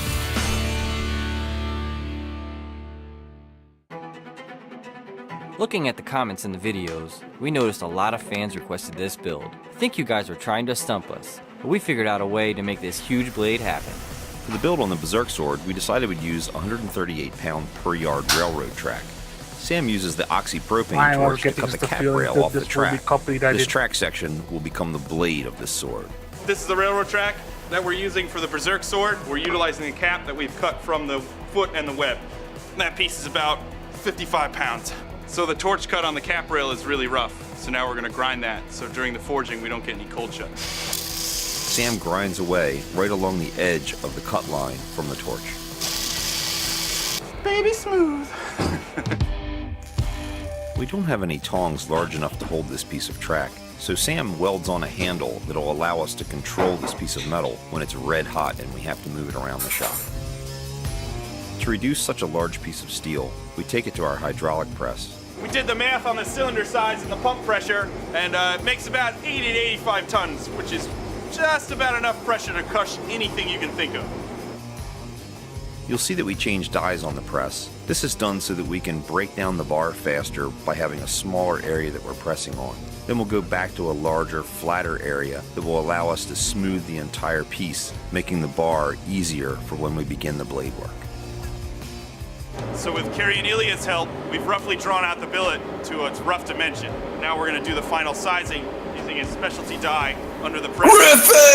Half-inch stop blocks, because I want the finished thickness to be half an inch before grinding in the distal taper. The half-inch allows So us we to watching size them the make the entire thickness of the billet, Band of the even Hawk half-inch Claymore. over its entire length, and then we'll go back and take the width using the side of one of our other dies to keep everything even and smooth. Using the treadle hammer setting on the Iron Kiss, Sam cuts the tip off of the sword. Maybe. I do gotta say that I think the Band of the Hawk sword is really cool as well. Torch. I mean, Sam it's takes the actually temporary bigger. handle off It's the actually Berserk sword. bigger than a normal claymore too. So we removed the handle so that it's easier to maneuver into and out of Yeah, the but I mean, forge, like, into and out I of the kind of forge. liked how it still looked We're at the somewhat right length. usable. We're gonna spring fuller in, draw the tank. Define usable. It's not Because the Dragon Slayer. the largest sword ever really used in combat, at least in recorded history, is Now not we got the blade drawn Guts' out his to old length. sword. It's smaller Sam than begins that. to forge the tip. Well, no shit, none, but I said it looked Sam usable, makes and I sure said his it blade was length is usable. straight Yeah, and it- true it before looks moving on to possible, hand at least. beveling. Yes. Sam's hand beveled hundreds of blades, but I don't think he's ever tackled one this big. It's gonna take dozens of heats, lots of concentration, and a whole lot of strength. Oh yeah, to did you get see this that done. video of the guy who made the Fire Emblem Armor Slayer, and it actually kind of worked? That's a technique made popular by the What? Japanese. Here in America, we like Someone made the sequence forging. Armor Slayer from Awakening. They did some minor alterations to it, and it actually turned out that it worked really well on light armor. Sure, it basically worked more like an It's a 2.5 axe, inch but diameter 12L14 steel and slice mean, it down the middle. to Where's, create a what, did it forward work die. well because of those What we're minor gonna do is alterations? Blend this corner out here. no, the minor alterations were just stuff to make it more wieldable. Ah, You know, like increasing the length of the handle, decreasing the length of the blade. gotcha. But the overall design was still the same. Sam takes the two pieces from the fullering die and welds a spring in between them, making a spring swage. That's This will good. allow us to put the fuller It in the shows Berserk that sword Awakening using the hydraulic wasn't press. Too enough clearance in there to get it ridiculous started, but when it that'll came to hold its it firmly, designs. so that I know where that fuller will be. Mind you, at that point, using it was more like, Using again, 2.5 using inch an round axe fuller than it and was dies. using a Sam sword. forges in the fuller in the center of the So blade. it basically I will got to later the on point use where a you can just, grinder where you to just true ask this yourself, up, why don't you but just he's use- gonna why don't rough you in the just- you just shape use- to save use me an a axe? lot of time. Well, I mean, Shirk did offer him a hammer. The double helix It was the most the complex Earth shape I've Spirit ever infused tried. hammer, This is but he by was like, far "Nah, the heaviest bitch, I'm blade good." I've ever attempted. This process is going to This is take me fine. a couple hours, so I move slow and steady to make sure I don't mess up. As I was about to say. I mean, the fact is, the blade still had a cutting edge, just that the flared part of the Now that I tip have my central forward hit more like right on the an blade, axe on a single time to do the point. edging. Yep. The massive length Also, of this blade like there is real defensive challenge. properties for using I the brace Dragon blade Slayer on as my a shield. shoulder and slowly No, pass we're it talking about down the grinding wheel. Fire Emblem Awakening Armor Slayer. Oh, it actually that! fucking works. Oh, For the talking most about part, Awakening. When we purchase the material for this pommel, the idea is I that know, we cut a rare all thing shape for this to fit the same Discord. Ew. This is Does Sam's that mean build. Awakening He's is a actually blacksmith. good as the best That game just ever? doesn't work for him. Ugh. He's got Well, obviously, because it has Starja in it. The press. And the ball flame on a random Valkyrie? Approach about doing this build. Sigurd didn't die for this bullshit. Said if you guys At least one of them didn't have the tier tipping. thing. Maybe I should have kept my Yeah, but The design of this furnace Still. we're using is actually called a muffle furnace. It's a pipe within. the fact that these random enemies have have these random holy weapons with no rhyme or explanation for it, or even a comment of it. Even neutralizing atmosphere. What are these weapons? Why are they so strong? They're not even that strong in Awakening, that's the worst part. Yes, they are. They're pretty strong. To raise pretty the blade strong. up and lower it into the Alright, front. Granted, a fully built-up ray weapon is way better than them, but you know. I mean, I think the best one is probably the only one I really ended up using that much was the Fall Flame. Big that we have to fabricate a specialty quench tank for it to be used in the hardening process. John, our head welder, is fabricating that from a piece of 6 Yeah, speaking of Modern Fire Emblem, quickly, So it's been about 5 minutes. one thing I just Blade's already absolutely starting to hated, glow. We'll let it get a nice like, heat okay, I was in like a Take it Fire out Emblem with a thread, quench. right? Huge fucking mistake. Move the chair back. And after sitting through like a lot of the older games now, This is by far the I most just risky can't process stand the of new whole character sword making. designs. Right? Kozaki is not a good This is the character most design. dangerous quench we've No, ever done. it in the has shop. nothing to do with Kozaki. It has everything to do with the fact that these Massive characters speed, just, I going can't into take them oil. seriously. Could be frightening. And what's that? This is the moment of truth. In the sense that, like, you know, you got fucking shit like Camilla's design, you got people who are like, oh yeah, this is good. People who actually think that that is anything but just cheap fat bait, or who don't care that it's just cheap fat bait. I mean, Sam uses a bunch of scotch in my brite pads opinion, stacked you know, up on they- a hand I'm drill fine to if you don't smooth care out that the it's finish cheap of the fat blade. bait, but as long as you acknowledge it's cheap fat bait. But there John are, cuts but the the pieces people for who the think it's guard. anything There'll be otherwise, they're multiple like, overlays what with the lots fuck of are you rivets, thinking? And everything has to look just right. So the No, size it's is like- very important. They know it's Cutting the cheap guard fat pieces bait, to they don't length care, on but the they're saw. unaware of John just moves how to the pathetic grinder it is, to knock out the right? corners. I guess, yeah, I think it's like the lack of Using the mill, self-awareness. John drills the holes on the sword guard. And it's like This will be after, where we you know, place a our bunch of genealogy and the god tier Yggdrasil aesthetic for character design, it's just like, how can you people even like this stuff now? You saw like the huge dump I put in the thread, right? Not the thread, in Yeah, the that was Discord. good. in my opinion, I still really like certain characters in Fates. Awakening, not so much. In terms of design. There's some Fates characters who look alright. I think it says something that the generics are the best looking. Yeah. That's sad. Okay, Like, I don't mind Niles. I don't Just the mind sheer Elise. size of this sword made it a very difficult build. Niles had an Somehow, alright design. That the black somehow I swordsman himself don't would mind be proud to wield. Oboro. Pause on that. Even though I know for a Time fact to he's a big appreciate this. Who appreciates what? Beautiful. I wasn't even paying attention. The Not watching pre-Dragon PS3. Slayer. Oh, I've seen that. It is beautiful. Look at And the huge. Look how happy he is. You get to use a freaking gigantic claymore. The fact that he destroyed just a chair with it.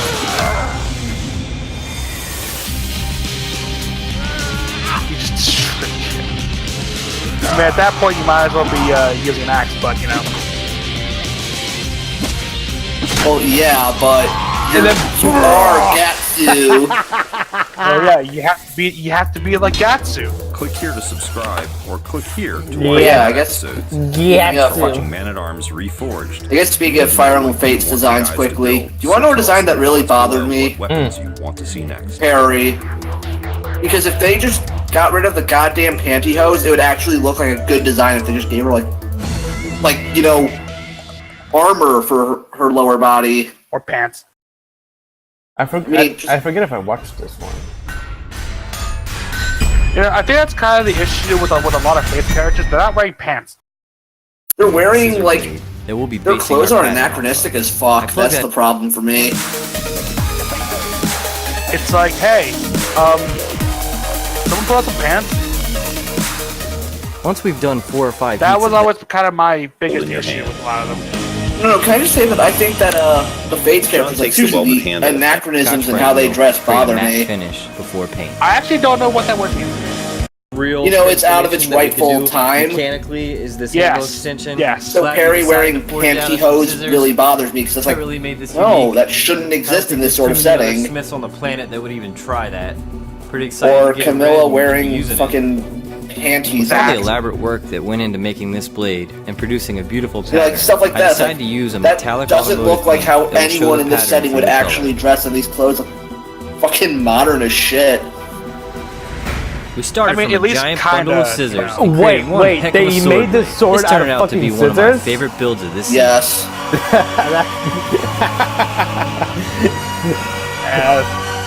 That's funny.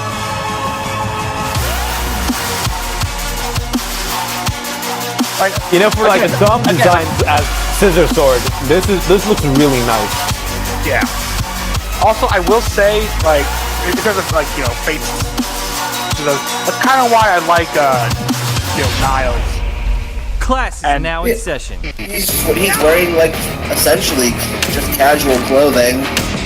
Yeah, he's not wearing too much. I mean, at least you would expect to wear some kind of, like, fancy smancy stuff, you know? Yeah, that one, I'm not complaining about that one. That one looks alright. I mean, yeah, it's a bit too much. I mean, the hair is kind of too much, but Yeah. Is this the correct cookie? This is the correct cookie. So yeah, let's go. Felicia's the maid and butler uniforms, very anachronistic. I'm not a fan of those. I mean, are they in France? I mean, they're like a couple hundred years before those would become a thing. Yeah, so it's like, Are you a ninja? Really? Are you sure about that? Honestly, I'm not surprised that the ninja shows some titty. Since, that's kind of a ninja thing to do to distract enemy. I mean, Really? most. What's Actually, with your yes, V-neck? What's with your V-neck? I'm justifying showing titty. I'm not justifying V-neck. Actually, there is a tactic with females who are either fighters or something like that, where they show a lot of skin to make the enemies have to fight with a boner, which is extremely difficult. And distracting. See, it all works in their favor. Your hair, I don't like it. Fun fact: there's a character from King of Fighters that actually does just that. So yeah, can we just take a minute to appreciate how totally in place Charlotte's character design is? Okay, that actually pissed me off. That's sarcasm, by the way. No, I mean, like, her design pissed me off when I first saw it.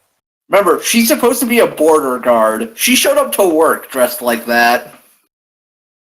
I mean, women have to be prepared. But non, that's not how that works. Women. Charlotte's design is fucking stupid. But hey, Yes, thank you. abs. I wish those That abs were a said, bit more Her defined. fucking Berserker design is top tier. Okay. When Ow. promoted, I wish her portrait was her Berserker design, because Berserker looks fucking great.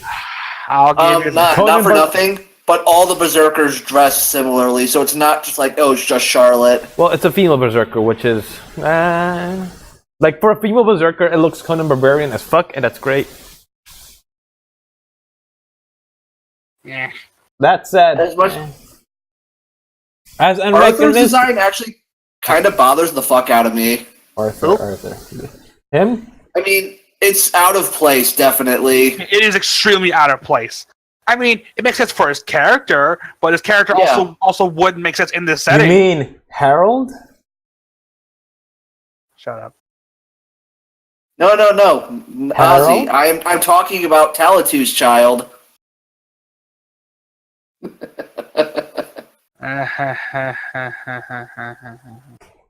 Why is this a thing? Wait a minute. Why If in the Wait. extremely off chance, Arthur Okay. I'm glad genealogy. I'm glad Arthur is a disambiguation and it doesn't like just take you to Fire Emblem Fates and say, "Did you mean this, Arthur?" I'm glad it's disambiguated.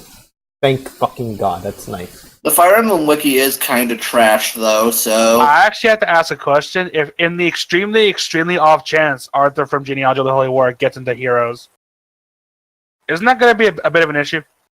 not let's call him Artur. But what if Arthur from Sacred Stone gets? Then they'll call him Harold.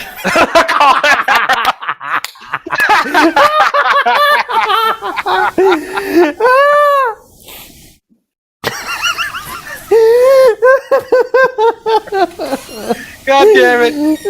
God fucking damn it!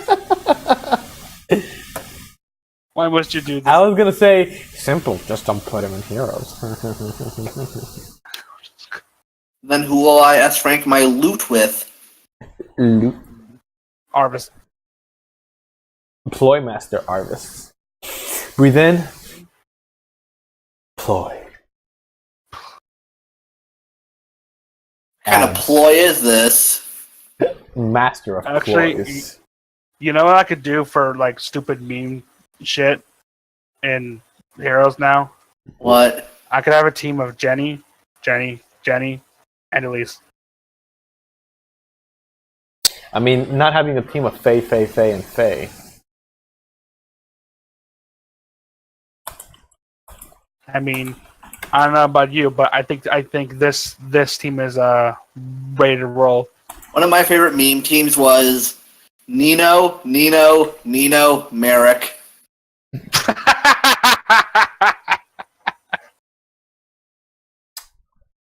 There was actually a time where I saw this like meme team. Oh, motherfucker! I pressed view image. Don't take me to this page.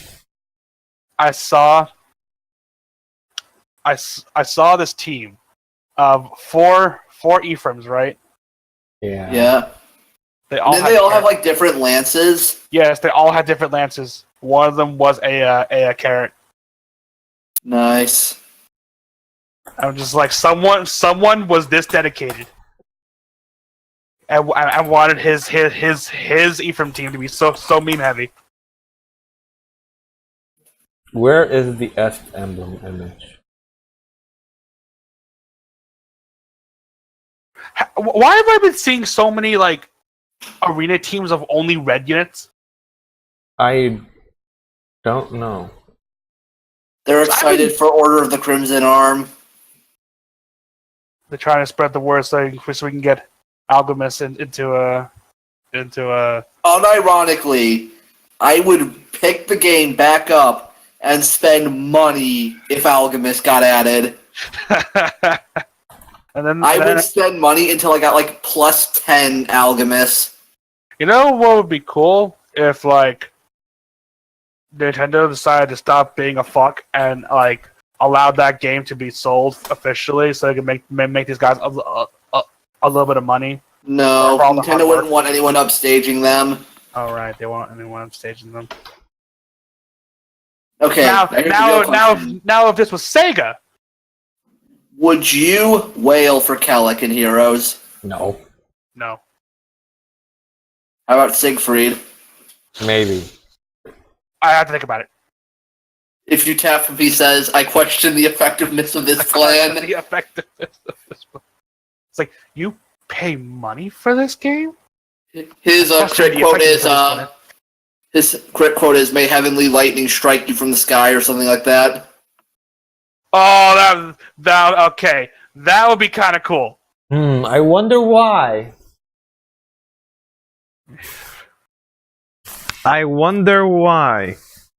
Because Est is a terrible character and an even worse archetype to be proliferated. Also... And again, apparently we didn't know magic can attack at one range in the actual game, so fuck. But here's the thing, though. All that is true. But she dared. She fucking dared. Fucking make Abel sad. How fucking dare she? Est is a thought. What can I say? A fucking Also, thought. Cheating on Est was the- Abel with Est- fucking freedom. Yeah. Est was the only Pegasus Knight I had in Echoes on Celica's side. So Wait, But you had did you? I thought you had to recruit Pala and Catria to get Est. no, you had to get Est to recruit those two. No. Is I- that different in Echoes? Because I can tell you that's not how it is in Gaiden. In Echoes, they reversed it. Like, you get Pala and Catria almost immediately after Boat. I mean, No. Pala I think and how it Catria works. were- I think how it works is you need to get Est and Echoes to be able to keep Pala and Catria in your party. If you go towards the temple. I tried talking to them, but they didn't want to join me. And I'm like, okay, fine, fuck up. Okay, fine, fuck up. And then I got asked. I'm like, maybe I should go back and get those Pegasus Knights. Or really, No, you can get them before. I probably would have been like that if I remembered they existed. No, you see them in like the town, but then you do the mission where they appear in, and then you go back and get them, and then you go Right. get Est. Oh yeah, I didn't go back. Yeah. I never went back because I kind of completely forgot about them, and then I'm like, oh, hey Est, and I just kept going with Est. Catria deserves the best. Pella is cute, and Pella is a good big sister. I agree still- with this. I still kind of forgot about them. Est was alright. Speaking of Est, what's funny is, so in Shadow Dragon, they buffed just about everyone's growths, but they kept Est the same. So in the end, Est got horribly nerfed in Shadow Dragon. Good. Because she's not special anymore. Well, because her growths aren't that much better than her sisters, let alone everyone else. Good. So Berserk. Berserk. Talking about Remember when this was a talking Berserk about stream? Catria, I mean Casca. Is Catria a potato now? Oh. I mean, she put on that freaking bunny outfit, didn't she? Then oh my god, Tyra. The snow keeps on moving. Oh shit, is it time for hype? It's time for fucking Virgil. And then Monster Virgil. I like how during the pause screen, a lot of the textures don't stop. Don't stop, never stop. I thought that was really cool.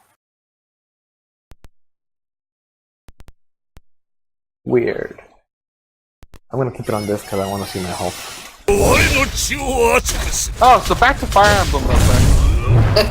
Just start back to Berserk, now back to Fire Emblem, now back to Berserk. Alright, 2 points. That works.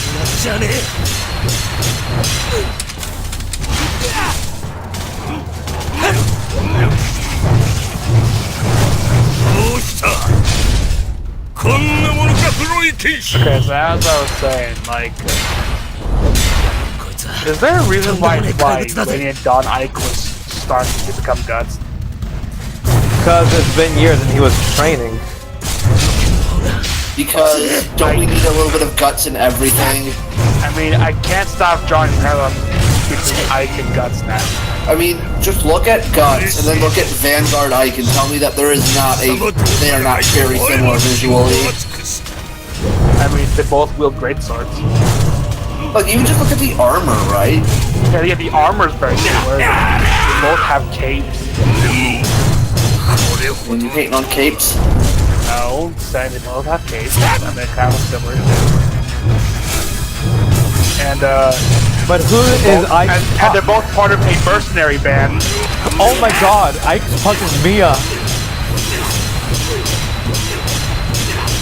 Why? That'd be No, Soren is Kafka.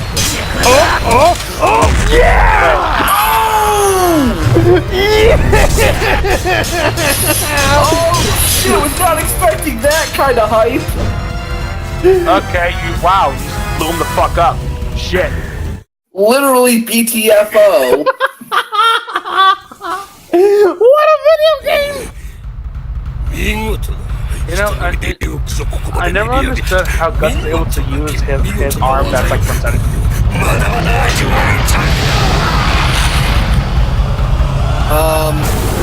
I think he cut it off below the elbow. And the hand itself doesn't actually open and close, it's just a magnetic clamp that closes down on the sword. Oh, it's magnetic! Okay, now it makes sense. So basically, that hand only is really good for holding the sword. I mean, technically speaking, he still has some muscles because he only cut off. Yeah, it's only from half of the forearm forward. Yeah, so I mean, there's still muscles in there to use move. his arm. It's just the hand that doesn't work. So yeah, he's just using the grip, and it's apparent in Boat when Casca falls off from the mast. Does that mean and he goes to grab his hand, and grab her hand, and nope, it's because it's not a magnet. So it just slips from my fingers because I can't close my. So does that mean most of those sword swings, all that speed, all that dexterity, is coming from one fucking arm? Maybe? Again, he still has like half the forearm on his bad arm even. I mean, considering the fact that a lot of that shit would come from finger strength as well, I think it's still like 30-70 in terms of how much strength is being used by each arm. I mean, let's just say that Guts has an amazing jerk-off arm. Yeah, it also in D&D terms, his strength is not change. No, wrong. He has I guarantee you, Guts has 18-0-0. No. I think he straight up at this point has. I mean, none. You can reach 19 strength through at least magical use. What bothers me is that he didn't. I'm talking about like D&D. Yeah, D&D. Like you can go above, but like 19 strength isn't some sort of like impossible to reach threshold. I mean from like natural means, like without any magic, effect. I mean, I was gonna say like 19 strength is just for creatures that are generally beyond human strength, like giants and shit. Yeah, he has strength. Come on! Yeah! Shit, I just blew a load there. Yes, I love this video game. Now that's a spicy meatball. I can't believe it. He told me video games suck. Why do they lie to me? Because they don't play glorious deep-point games. Cody's won 1 million times.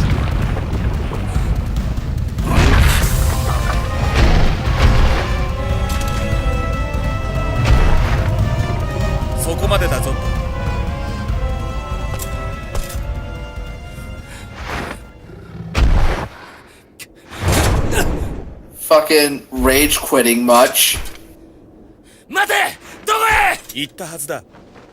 俺は俺の国を手に入れる。何も変わりはしない。変わりはしない？あれだけのことをやって何も変わりはしないだと！お前は知っていたはずだ。俺がそうする男だ。My dream. My dream.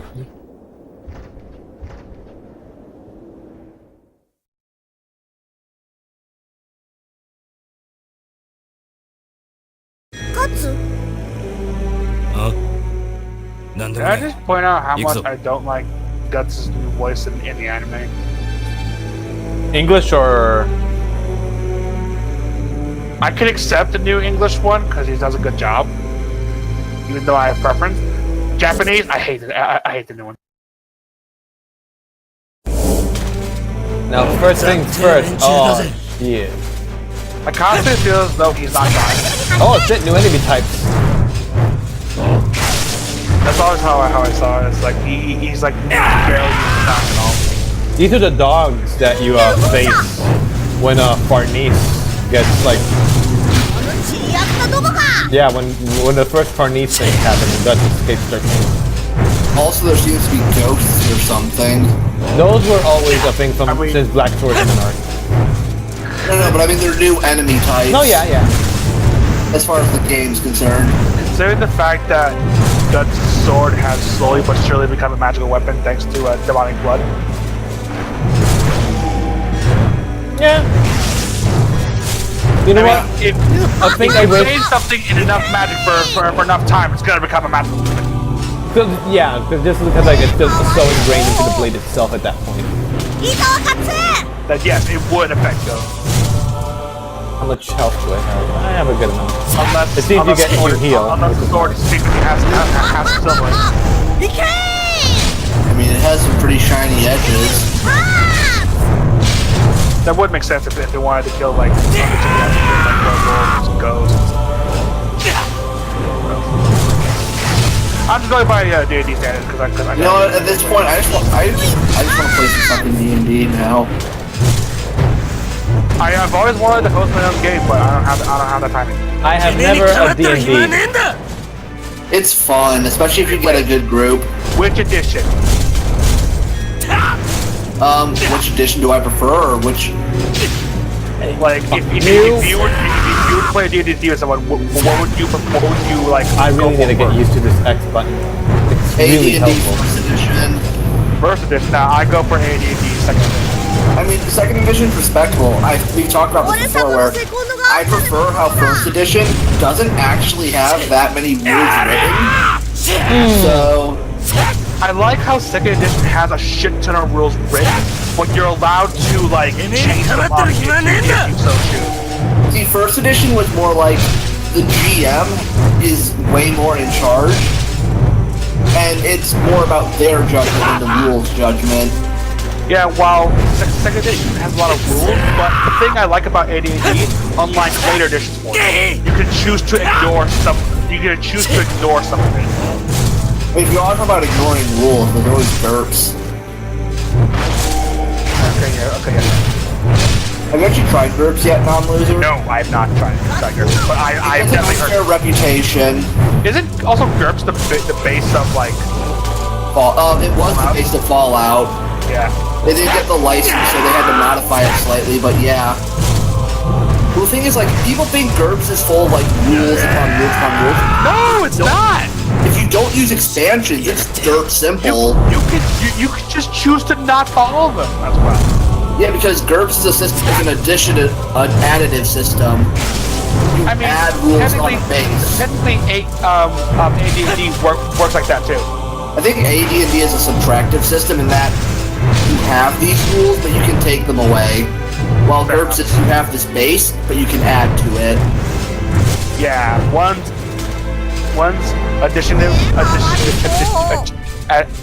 additive, the other's subtractive. Nothing wrong with either of them. Yeah, it's all about preference. And to me, I like the subtractive because it means there's a lot of rules I can follow, but I can talk to the DM to see if he'll even allow it. See, for me, the way I do it is, I do theater of the mind a lot, so I don't really follow rules as written. I just use my judgment as the DM to decide, do I want this to fly in my game or not. I would do that too if I ever knew. It's definitely like my style of DMing does not work for power gaming and stuff like that. Oh yeah, I would do that too. Like I wouldn't want power gaming because that's for me it's like I don't even follow the rules enough for power gaming to matter. Do I think you did enough damage to the enemies to kill them? Yeah, then they're dead. Listen, I don't care if you spent like 20 hours building your character to be some one-shotting the Tarrasque tier monster. Like, I think you did enough damage, so that's all that really matters. Yeah, also the one thing I like about AD&D is that there's so much like spells and all this other shit. There's like fucking ridiculous amounts. Like so many like classes. And I like looking through them and seeing what I can exploit. Like, that's one thing I love about like the D&D games on the Infinity Engine. How like you have the basic classes and then you have like a dozen variations for each. Like when I thought of an exploit thanks to specific words, Fire Trap. Oh yeah, that one with the arrows, right? Yeah, that was so amazing. I fucking loved that I did that. Berserk. No, honestly, Berserk has a lot of great, like... You could run something like Berserk in D&D. Of course you can. Fucking Guts Traveling Party is a fucking RPG party all the way. Also, to be Guts, you need like a... Well, to be fair, Guts is what I'd imagine a high-level warrior to be. That's one thing I hate. I hate the argument that, like, warriors have to be realistic, but mages can be as unrealistic as they want, right? Like, if Guts you is a level 99 warrior, or whatever the highest level is. cap is 20 in most editions. It's a level 20 warrior, Shirk is a level 20 mage, or level 18, and because like Flora would be like 20. No, Does Shirk break the story? If not, then they are nowhere close to a level 20 mage. no, I think she's like level 14. Yeah, She gets close. Flora would be a level 20 mage. There you go. I mean, the point isn't for level 20 mages, like to imagine this. Remember, you have the wish spell at that point. Yes, you do. Even though it takes a shit And ton that's of why time to Griffith sees prep. Flora as a major threat to him. I see what you did there. Or you know, you could just be a priest or whatever, and just have the number sphere. Yeah, as I was saying though. Moves change so fucking well in this game. Oh my god. Wait, okay. Have you ever looked into like the priest class? Yeah, Cleric's actually one of my favorites. Now you know about all the spheres, right? Come on, Not get exactly. here. I think that's more of a second edition thing. Oh yeah, it's second edition. Yeah, yeah, good point. So in second edition, there are these spheres, right? And if your cleric has access to these spheres, they can you know, with their faith, You mean like you know. clerical domains? What? You mean like the clerical domains? Yes. But they're called Okay, spheres. yeah. Oh, they're called spheres. Okay, but the same idea. Like these are the areas in which you specialize in. Yeah. So this is actually a very common thing that if a DM is, you know, has a cleric, they don't allow the sphere. What does number let you do? Basically, you can tell the DM no. Yeah, I can see why that would get vetoed. Like there are some things in number 32 that are like, hey, that didn't happen. That didn't happen. But on the DM, I was like, nope, I got this. It is fucking ridiculous. Also, that is some crazy Berserk shit. Berserk. This game is fun. Looks fun. It really does. Like holy shit. This is like what. This is how I'd imagine Guts fights in real time. You know, because like in anime and manga, right? Since you're not on like real time, you can. Yeah. You don't necessarily have to give an accurate picture of how he fights like second to second in battle. But here, holy shit. Technically speaking, the manga says that he fights a lot faster than this. I mean, this is still pretty fucking fast, so... Yeah, Especially when you're like this.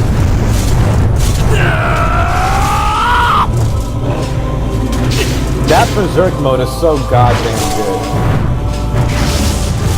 Because that way you can still imagine him like fighting like ridiculously fast, but because it's only for a moment.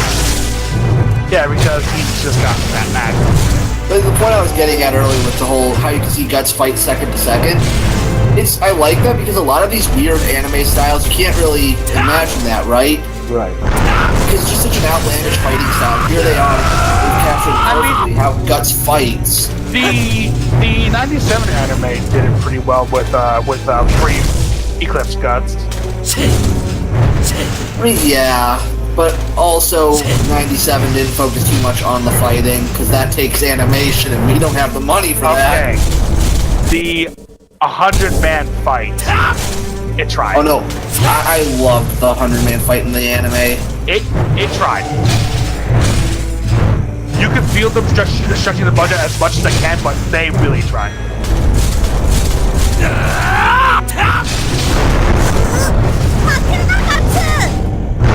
Someone just grabbed the army. Oh. Maybe? I'm watching the screen share, so... Nah, I'm watching the actual Twitch. No lag, motherfucker. Watching the shit play out. Who is this Guts, this person? Who is Berserk? Who is this Guts? I only see Gatsu. Okay, Spider, yeah. Gatsu is like... Oh, hey, Kitty, you're back. How you doing? Do you know how in Persona 1, Mark is black now and all the characters have changed names? Yep. That is Guts. Meanwhile, in proper Nihon land, you have Gatsu. How much How you XP? pronounce that? That's a good number. That's a good number of EXP, and I didn't even feel like it. This wasn't like, oh, when am I gonna get to this point? Or like, I had fun every fucking second of that, and look how much EXP I have. That's a mark of a good game right there. I was just gonna quickly say that if you pronounce Gatsu like out loud, you can tell that even then they're trying to say Guts. Just quirks of Japanese speech when translated to English. Absolutely. But Nah, no, man. it is my proper Japanese pronunciations, and I have to be true to the Japanese core, or like. I love Saria. There's a joke here. Saria, the Japanese name for a certain terrible character. Thanks, Golden, for those puns. Oh shit!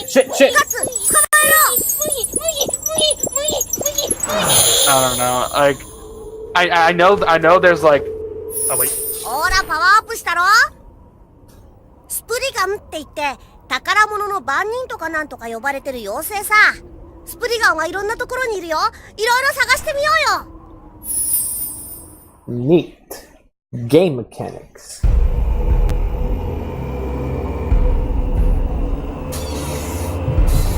Stage select. Raise the level. Raise the level, bitch. Also, thanks for the sub, Golden. I appreciate it. Oh, we can afford the charged attack. Oh, yep, we can. Oh, let's try that out. You know, it just occurred to me. Why does Puck not remember? Because look at him. He doesn't have genitals at all. He doesn't need it. Isn't he cold? He's a fairy. Yeah, but isn't he cold? Fairy. Cold. He has magic fairy dust that keeps him warmer, probably. Also, pants are for losers. Duh. Why do you think it's no shoes, no shirts, no service? If we're accepting of Puck right now, why aren't we accepting of who? Noe from Awakening? Because she doesn't go all the way. It's either enough. It's either don't go all the way. So, Ozzy, what you're saying is that if Naui wore absolutely nothing, you'd be fine with that. If she wore nothing, it was a dragon the entire time, I'd be a-okay. No. She's still Naui, but like no clothes. Oh yeah, I think you would love that, wouldn't you? A-okay.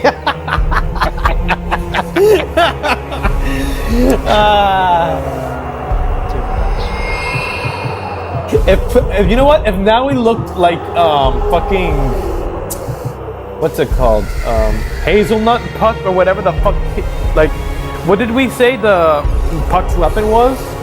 A chestnut. A chestnut. If she was like chestnut Puck the entire time, I'd be fine. Or you know, I can't know. We just put on some fucking clothes. I don't know. Because we spent all of our money on iron swords and we can't afford a shirt for her. You would think Russian man would give her clothes after saying all of the money was spent on iron swords. But Weird how archives and like characters and monsters haven't like unlocked anything yet. Or you could. You would think, right? Thinking. It really makes you think. It really activates my elements. We're not talking about Fire Emblem Echoes.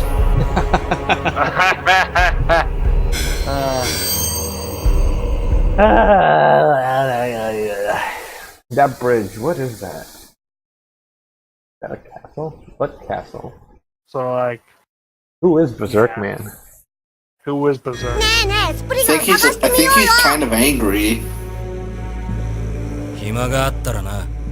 You know, if this translation translated Guts as Gatsu, why isn't Griffith Griffisu? I Yeah. don't know.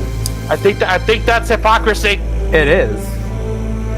People being hypocritical in my fan translation. More More likely Than you think. Stupid bitch. In America. Oh man, You know, I just gotta say that literally that only happens once. So Hey, it's just to see if they were paying attention. oh, we were I paying swear. attention though, right? well the fact is that then the project got dropped before they could remove it. Because you know, fan projects, 90% of them just die. 我が教え Like の Order 賜 of the 物じゃ Crimson ない Arm. But one more level. I think at this point they're just doing the writing for like the final levels. That could be it, and they also have to to a program in case some like special thing happens. Yeah, I think they're designing custom classes and stuff. So I know that barbarian guy has a unique class and a unique battle sprite. Huh, I need healing. Also, they 様に任せとけ they reused that unique halberdier thing. I mean the halberdier, that way? class, or What? Yeah, it's a class in Order of the Crimson Arm. yeah. Well, that one's like been used in a million ROM hacks. And I'm glad someone made it because it actually doesn't even look bad. The thing about Fire Emblem ROM hacking community is they share a lot of custom content. Okay, that is fair, you know, because like you gotta. Like, hey, I want a skill system. You made a skill system. Let me use a skill system. That's fine. Yeah, they share sprites and stuff a lot, いいぞ勝 which is why you'll see certain classes, like certain custom classes show up in ROM hacks, like the halberdier. Which I like that because I do wish the halberdier was in. Yeah, playable soldier is a cool idea. The Master Knight gonna be playable in Well, the day we can have more than 4 weapon fucking ranks on a single unit. 俺が I know, the ROM hack Olevian Knights actually had it so that they had custom proficiency lists because they did have magical physical hybrid units. Jesus Christ, look at like fucking You know, it Dutch actually dogs rolling amazing there. how much people mod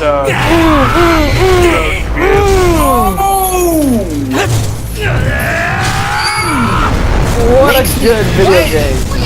ないよ毎度のことだけど Yeah, now you were saying? You were saying? I forgot.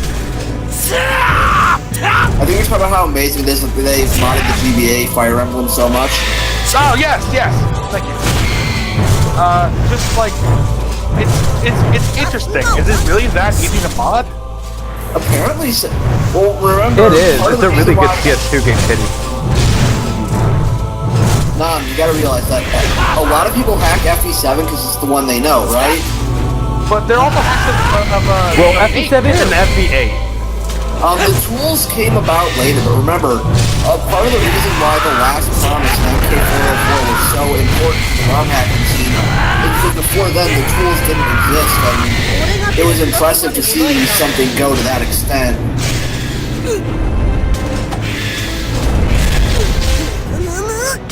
Right, but yeah, now the tools exist, and it's way easier to hack them than ever. Of course, someone had to.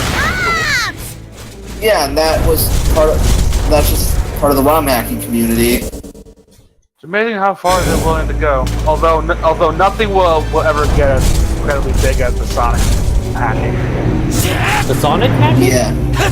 Yeah. Yeah, I mean, do you not know how far Sonic hacks go? I'm aware. Like, there are certain like Sonic ports that started as like Sonic hacks. Also, technically speaking, on an extremely technical level, Sonic Mania is basically a fan game given license. Yeah, I know that. When fucking so that's how Sonic far it's Sand game. Like that's how far it has come. You know? It's just amazing how certain modding scenes still exist to this day. Like how long some of them have existed. Yeah. Like Super Mario World. That's Yeah, how the fuck do people still do that one in particular? Because platforming, eh? And the tools have probably existed for quite some time now. ガッツ、今のうちに少し休んだら何かあったらすぐ声かけるから。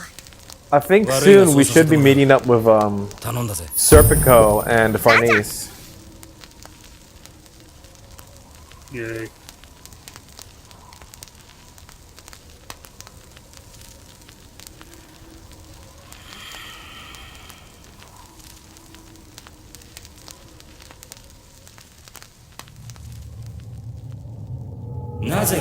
Oh no, I'm being enticed to watch a cartoon by a friend. Whoa. Japanese cartoon. This fucking dog though. What cartoon, none? Oh. I mean, I don't hate it. I'm glad for you then. I genuinely liked it. I'm actually gonna be honest here. I didn't like it. I mean, yes, you could tell there are a lot of tones that are questionable. It didn't bother me. I saw them. I didn't care. I didn't care. I looked past them because it doesn't bother me. Except for a few times. A few times it got too blatant. I mean, I just didn't like the overall tone of the show in general. Well, I like that calm tone with occasionally serious here and there. I like that sort of thing. Oh, thanks, Puck. Great guard duty. You know, another reason I really love Shirk, she gave Guts the chance to have a good night's sleep. Oh yeah. Fucking. Holy shit! It must be hell being Guts, right? Like. Especially at this point. Like this point is probably where he's at his lowest. Yeah. Before he really has anyone else besides fucking Casca, right? Yeah, cause like right now he has a burden and a guy who like gets him to laugh occasionally. Like it's his Estes class and a burden. Like Costa cannot be anything more than a burden right at this point. And like Farnese being like just Farnese keeping an eye on Costa is a huge deal for him. Also, floating brains. New enemy type. I like how they show off the new enemy types in cutscenes first. Right? Yeah. And at the same time, that's also like the beat it took in the manga. Actually, you know, it never occurred to me just how much things get quote-unquote brighter when the new Eclipse arc basically happens. Or whatever the arc is. After the what? You know, like when Farnese shows up. In a sense, like it doesn't necessarily get brighter because like Farnese pre-joining Guts is like very despicable. No, but like after that, once he starts getting party members, that's like, when he gets party members because he's getting people who's helping him out. Things are so much immensely less. Like, you could argue that even with Isidro, like, helping him out getting Casca, there's, like, good things are starting to look up. Because he gets Casca back. Yeah. And then, you know, I kind of feel dumb. I don't know why. I can never remember the name of the mage. Sheer. I don't know what it is. For years, I could never remember her name. For me, I think the hardest to remember the name is Isidro. Who? The boy who has the flame dagger. Oh. These names are hard to remember. I don't know why. A bit. Hey guys, we're talking a bit too much about Berserk. Let's talk about game modding again. No, I'm bring that up. Bring that up for one reason. Why? My buddy was talking to me right now, and he just reminded me that Doom still has a super active modding community. Oh yeah, Doom. Yeah, Oh my Doom. god, yeah, Like- that's super active still. Hey, how about... Fuck you!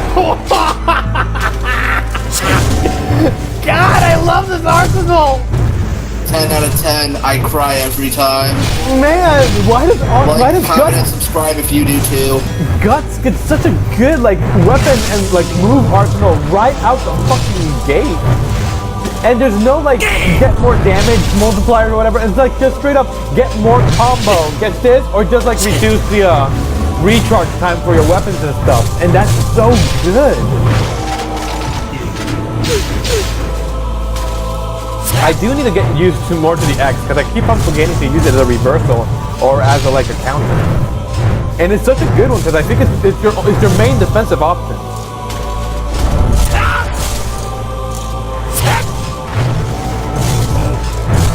Blow through all of you. Yeah, break this game like a Super Nintendo. Woo!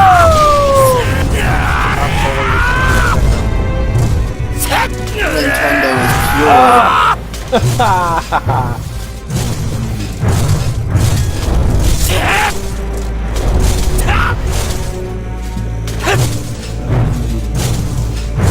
Here's something we would talk about because we keep talking about Berserk too much on a Berserk stream. Yeah, who does that? Let's talk about Kirby. I know Kirby, very the little perfect about topic. Kirby. Kirby, the perfect topic for playing Berserk.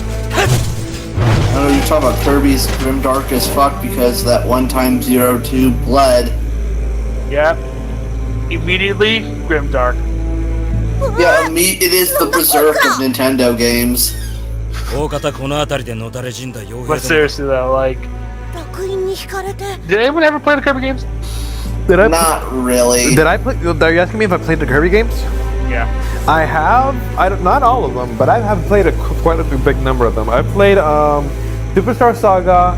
I've played Nightmare in Dreamland and Amazing Mirror. I've played a little bit of Squeak Squad. I've played Epic Yarn. Okay. Because I say this because I saw a thread on V that kind of unimaginably like pissed me off. Right. Really now? Thread on V upsetting someone. I mean, hey. More likely than you think. It's just as likely as you think. It was about you know, and now granted it was a thread about unpopular opinions, right? Right. Yeah. Someone brought Unpopular opinions, otherwise known as a list of ways I'm contrarian. yeah. So someone brought up Kirby Superstar, which is widely considered to be the best Kirby game. Right. Yeah. And you know what? I agree upon that. Someone said I think Superstars. Someone said the controls are terrible because the graphics are the sprites are too big for the screen. What? Like That's not even a coherent opinion. So it's hard to like control. What? Like, do you ever play those games where the camera is too zoomed in on the character and there's not much to see? Yes. Yes. That's basically what he said about Kirby Superstar, and I'm like, what? I guess I can kinda see that, but not really. I mean, I'm gonna say this. I only played Superstar once. I wasn't really blown away by it, but I can tell you that's complete fucking shit. I'm just like, how did you come to that conclusion? I mean, I guess for the Meta Knight section, you could kind of argue that. Because you were scrolling through that thing, and the sprites were a nice size, but like it could feel a bit zoomed in during the Meta Knight ship section during the halberd when you're trying to escape. But otherwise, I don't think so. No. Yeah, so I'm just like, what the fuck? I mean, and apparently the same guy said Kirby 64 controls a lot better. I'm like, okay, now you're fucking with us. Yeah. From what I've seen, Kirby 64 doesn't look that good once you get past the whole combination powers. Okay. You wanna know what is the biggest issue of Kirby 64? The stiff controls. Yeah, this feels bad. It's so stiff. Feels bad, man. And I beat the game. I know how stiff it is. No, you don't, because you're it's not contrarian enough, Non. You know how stiff Kirby 64 is. Not equal good. We're on V. To have contrarian opinions, solely to have contrarian opinions. Yeah, that's the only reason I like 3CS776. Not because of unique challenges or brain puzzling strategies required. No, just because no one else likes it. Take care of Casper for me. Like, whenever I see someone, this is just me. Whenever I see someone say they genuinely like Kirby 64, I'm like, are you that entranced by the power combination system? Which maybe like 90% of those. I can believe people genuinely like Kirby 64, like at the very least through nostalgia goggles or for what have you, and like they can get past diff controls just because they're mesmerized by the aesthetic. That's like the best Kirby game, and I'm like, okay, no. I mean, no, I can believe people can have like a weird game in the series as their favorite, even like something like Kirby 64. So, okay, let's see.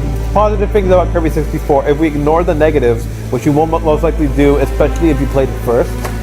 If you ignore, you have like this very good aesthetic. You have the combination powers. You have like the team working with you of DDD, the painter, and all that, and the fairy, and it's very nice. And the zero levels, and the final boss is extremely very, memorable. Dynamic. Yeah, and the final boss is extremely memorable. So Kirby 64 has a lot to offer, especially if it's your first game and you're ignoring the negatives. So I can see why it's somebody's favorite. Yeah, but when the biggest issue is the controls. No, yeah, I'm not saying it doesn't. The controls don't have issues, and that you're not wrong in saying like that's kind of weird that you like it despite the controls, because it's like the best mindset to have is gameplay is king in a video game. There are people who can still like look past it. You get me? Yeah, I can see. I guess I can see that people look past it, but I'll always say people are stretching it a little bit. Maybe I don't think they're stretching it consciously. I just think they're like, I'd rather just like see it this way because this is what I like about it, and that's it. Now, granted, I would love the power combinations to come back. Yeah, it's neat. I thought power combinations weren't that good, actually. Yeah, the problem was a lot of them were kind of fillery. And it always annoyed me when certain stars were only locked behind having a certain power combo. That is one thing I hate Kirby 64, is that it started a trend that so many Kirby games tried to use, especially modern ones, and it's, collectibles required for the best ending. I mean, I don't mind having to collect shit for the best ending, but it's like, the fact is that the only challenge is, do you have this power up? Or better yet, my personal favorite, the one where it's like the stone power up that turns you into one of the random buddies, right? Yeah. And you needed to turn into a specific one to get the star. What? And it was random. What? Like, okay. You want to know why I love Kirby Superstar, Nightmare Dreamland, and etc. Because there's none of that collectible shit. I could just play the game how I want and not have to worry about 100%ing it. I'm okay with collectibles. Like that was one of my favorite parts about like Amazing Mirror, was completing the collection, finding all the spray paints, finding all treasure chests and stuff like that. I hate Amazing Mirror, so. I loved Amazing Mirror personally. Even though it had some of the best This is abilities. like I kind of could like the collecting in 64 if the controls weren't so stiff, but the problem is it's the same thing. You're getting just stars. You're just getting like crystal shards. It's the same exact thing. While in Amazing Mirror, you're collecting like spray paints that change what color you were. You're collecting music tracks. You were collecting this and that. At least, and that was at nice. least in Amazing Mirror, it had like purpose. Besides, I'm getting the best ending. Yeah. I mean, I think that platformers are generally improved by having collectibles defined. Wait. Non-loser.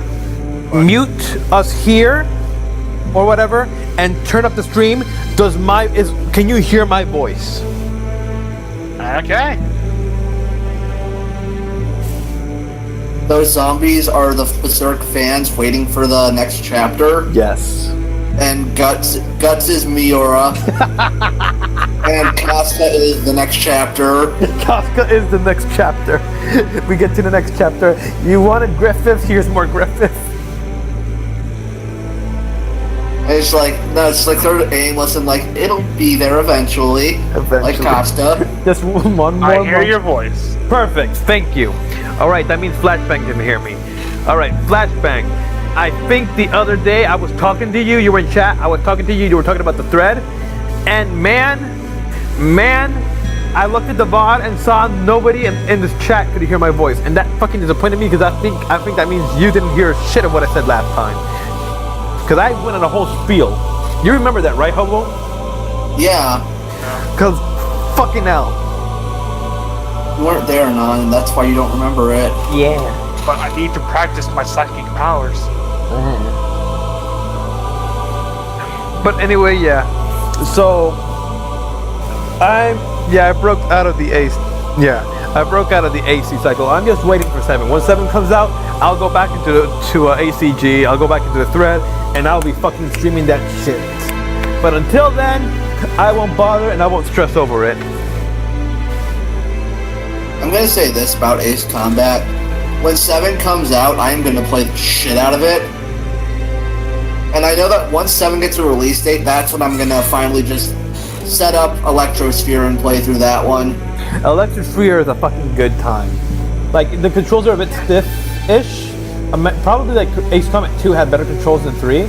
But that said, the fucking mission variety and the fucking, like, just the story in the Electrosphere is great. It's like, holy shit. Yeah, basically, I'm just gonna wait till 7 gets a release date and I'll play through Electrosphere to excite myself. Like, fucking prepare for, like, I think there's more missions in Electrosphere than there is in Ace Combat 5. But it's done in a way that it feels right. It's done through, like, this branching path system of, like, who you choose to betray and who you choose to follow.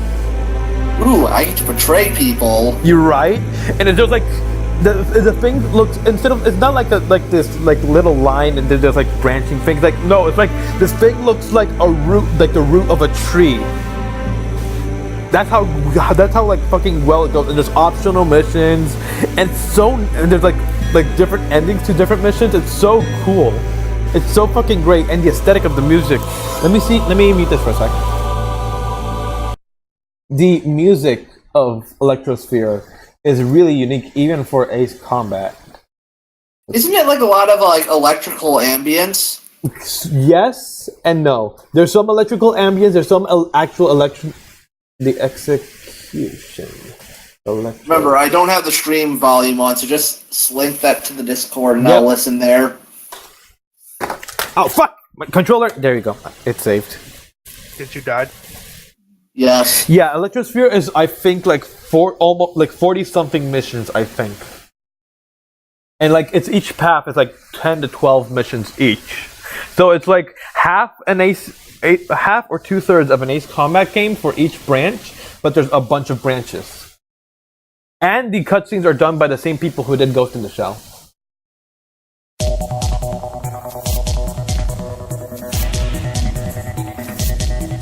So why did we like not get half the story? Oh, we didn't get any of the story. We got one disc. We got like something linear, and we got no cutscenes or whatever. Or, I don't think even like voice acting. But goddamn, the Japanese version. I think it was just licensing issues and the like translation issues. But fucking listen to this. I am listening.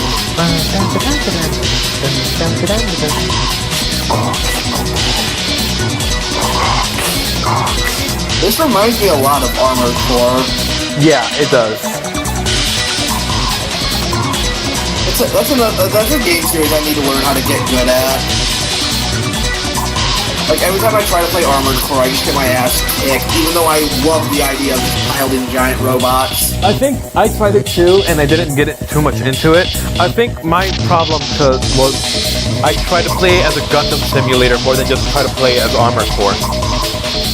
Yeah, it's a very heavy game. Like, your mech is not going to be Gundam. Even in 4, where you can do some crazy maneuverability. Yeah. Yeah, because I learned very early on that bipedal mech would get fucking owned by different like rotating wheel mechs.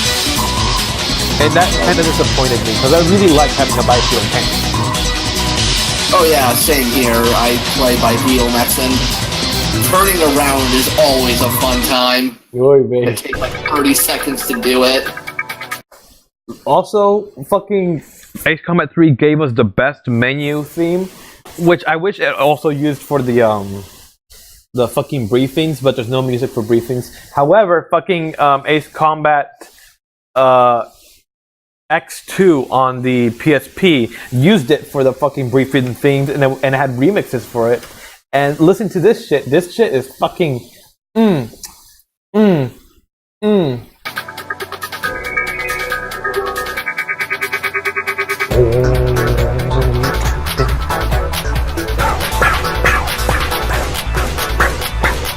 damn, this is some funky shit. I should stream Ace Combat 3. I haven't finished all the paths. I finished, I think, 3 paths so far. I've done Ouroboros. I think I've also done, what was the other one? General Resource. And I think I've done Newcom ending, but I haven't done the 2 other ones. Which is, I think, Ouroboros, but with via Newcom, and then I forget what the 5th path. I think it's the Freedom Path with the Nighthawk. But yeah, I've done I think 3/5 of the game, and it's been great every time. My experience is weird because like I did it when Disc 2 wasn't fully translated yet, and Disc 2 has most of the good endings, which you should normally see first. So I got the mindfuck ending first, where you're just like entering Electrosphere, and suddenly MGS2 happens. It's like, oh god, what the fuck is happening? Oh lord, oh god. What was the name? That specific track. I need to fucking share this real quick, cause it's revelation. Here it is. You'll get the feeling of what type of horror, like electric horror, like airplane horror you were seeing when you hear this track.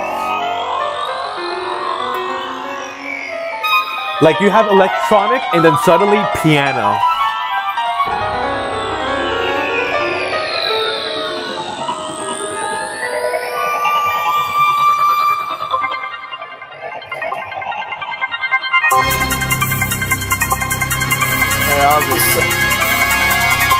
Now I should play the first Ace Combat. The first Ace Combat is kind of dated. Like, there's still a fandom for it. Like I know freaking what's his name? Tom Brady from ACG loves the shit out of Ace Combat 1. Because I am like 60% sure I played that one. Yeah, maybe, probably. It's the one with the white planes that have like red radical flames on it, red and purple like trimming. Wait, I thought that was Ace Combat 2. That was 1. 2 had proper coloring for the plane. It had a variety of colors. Sure, I remember I played it on the PS1. Yeah, that's the one. I was like a little kid when I. There are 3 Ace Combats on the PS1. There's the first one, which had the radical colorings. There's the second one, which was remade into Ace Combat 3D on the 3DS. And there's Electrosphere, which was butchered out here in the West, but it's fucking fantastic in the Japanese version. I think I played the first one because you said something about the reticle. Radical Trip, yes. Ace Combat Radical should give it to me. Is this Phoenix Library? Phoenix Library? Oh, baby, let's see. Give me Radical. Give me Phoenix. Oh, baby. Yeah, Phoenix look at Library this. is best library. Yeah, Radical. Look at that. Ah, shit. And this is... Yep, that's it. Yeah. Yep, that's it. Actually, this one is Ace Combat 2 library specifically. Because you notice it doesn't have... I remember that symbol. That's the symbol, yep. But the symbol is in both games. If it's purple red, that's the first Ace Combat. Pure red is the second Ace Combat. Pretty sure it was purple. Then it might have been the first. So like library like this is freaking Ace Combat 1. I remember that symbol when I was a little kid. It was always striking. Very striking. Yep, the Phoenix Squadron. And then this specific Su-35, this is Ace Combat's 2 Scarface's Su-35. Interesting. Yes. And it's a really neat game, but like, dude, okay, I need to share the music for Ace Combat 2, because fucking... Like, I genuinely played that game, and I tried to get into it, I just couldn't understand planes because I was looking. Lodestar, I think, or Lodestone, I think, is the none. If you really want to get into the games, I'd say you're better off just trying the PS2 Trinity than going back. Oh, I mean, I'm going to be honest, I don't think I'm going to be able to get those games for a long time. I'm going to be real. Yeah, I got your situation, but if you want to try them, there's also with PSP emulation magic. There's Ace Combat X, which is not a bad way to get into it. Planes. You don't have to be into planes to enjoy the gameplay, though. Yeah, and once you get into the series, you'll be suddenly like, why am I sexually attracted to this plane? Huh. I never thought that love could bloom between me and a flanker, but it kind of happened. Oh baby, oh baby. So look at this eagle. All right, radical. So my friend is like threatening to like best hanger theme. Destroy all borders unless I start doing. And that's a high like freaking claim. But dude, best hanger theme. Why stop it, man? Why not let him destroy all borders? But borders have given us a lot, right? They've given us nothing. Borders have given us. Are you saying this twisted game needs to be reset? Yeah, it needs to be reset from 0. We'll entrust the future to a new generation.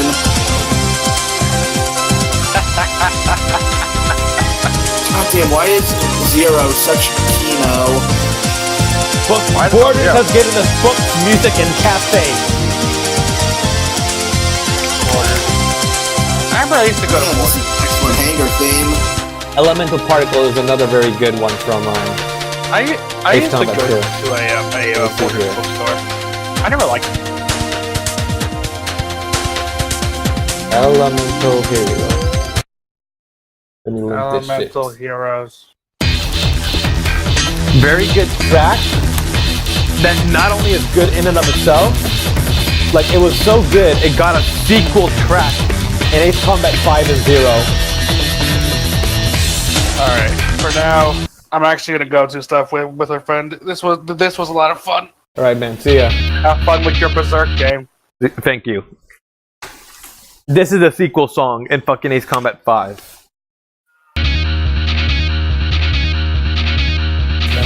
Take it down, take it down, take it down, take it down, take it down, take it down, take it down, take it down, take it down,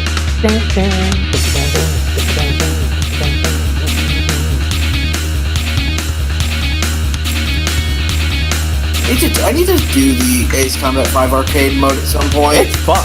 I completed it. It's super, super fun. I just was not very good at it, so I never made it past like mission 2. Very good, like, way of how it dealt with, fucking,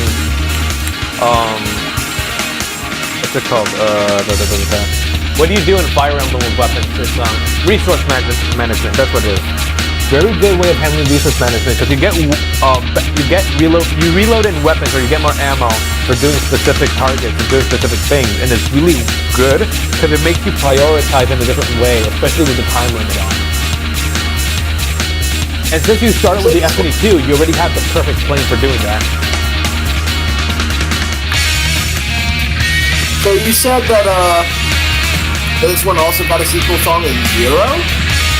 Yeah, it's the same song, but instead of an arcade mode, Zero uses it in the multiplayer. Oh, that's right. Zero has a multiplayer. Yep, which it brought back from 4. Because remember, Ace Combat 5 didn't have a multiplayer. I need to play that at some point. Yeah, it's fun. It's alright. But it is like couch co-op. Or not couch co-op, couch multiplayer. Yeah, but I love that shit. It's good. It's fun. The only problem is if I did it with my buddies, it'd end in rage quits pretty instantly because I'm actually good at the game and shit. Yeah, eh? RIP Infinity. Speaking of Revelation, the track I linked earlier from Ace Combat 3 Revelations, the horror track, is actually used in Infinity for a certain boss fight. Honestly, that song sounded like it was a Resident Evil song that somehow found its way into a playing game. Let's see here. What was her name again? She was the Butterfly Master. That was her name.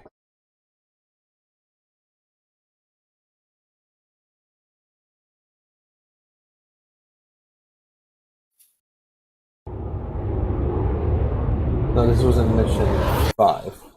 Where is Mission 8 in the theme Butterfly? Fuck, I forgot that the Butterfly Master's name is Camilla.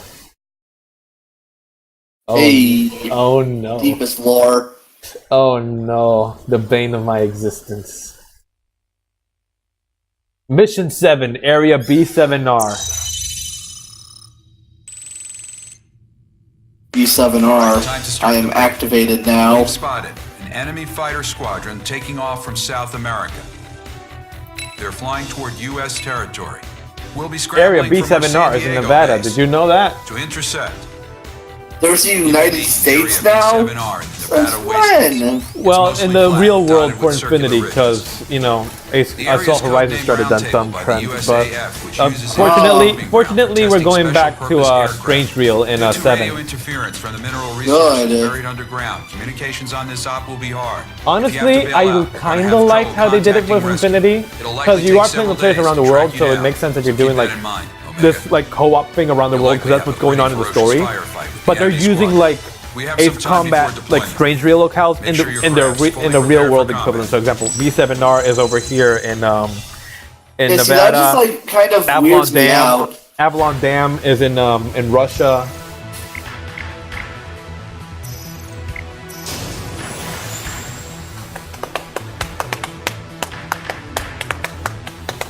HD Morgan looks. God, I'm just kind of sad that I got into the series when Infinity basically died. I'm kind of glad you didn't get into it because it was the free to play was. The free to play was harsh, man. Let me tell you. Yeah, but it would have been fun to at least play through it with buddies. Perhaps, yeah, it was fun playing it with the friends. But oof, it hurt. But yeah, you're right. HD Morgan is sexy. Why does it have 176 missiles? Ooh, you need them. You need that number of missiles for this gameplay, because you're shooting off like fucking. You'll see. Ridgeback 1, engaging. We got good pickings today. The more we take down, the less will be left for the Ridgebacks. Air-to-air combat is our specialty. Those oil splatters. Why? Because, you know, plane gore. That's totally how it works, right? Thanks, Assault Horizon. I love how the camera follows in Infinity. It's a really good game. Like, it gives you the sense that you're still kind of tumbling through the sky. Yeah, like it's not as glued to your back as it is in the PS2 games. Yeah, it's very well done. Like, Assault Horizon camera was fucking garbage. Here, they made the camera fucking perfect. This is Assault Horizon's engine, but with like classic PS2 gameplay, and it's really, really nice how it plays. And Space Drag back in Italy got to like play the Ace Combat 7 demo and try the gameplay out for himself. And he says it plays like Infinity, but the planes have more weight to them. I'm excited. Yeah, That actually be my next question. Do you think they'll actually announce a release date at E3? Hopefully, yeah. Does Bamco have anything already like set for their schedule? I don't know. I haven't been keeping track if there's any like leaks or anything. One of the cool additions Infinity has that I think is actually even an optional feature is that the arrows on your minimap like grow and shrink in size depending on their altitude relative to the player. Oh, that it would be so helpful. Yeah. Another thing here, if you see how there's like bars right under the lock-on square. Yeah, health bars. Yes, not just health bars. The orange like pip on the health bar tells you how much damage your missile does.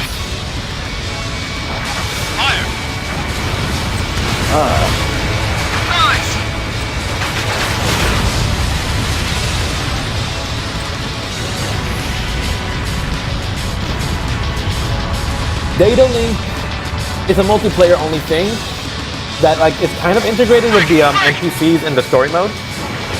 It basically increases like your capabilities of your plane, and it is an IRL thing, cause like fucking. Can't Raptors do that?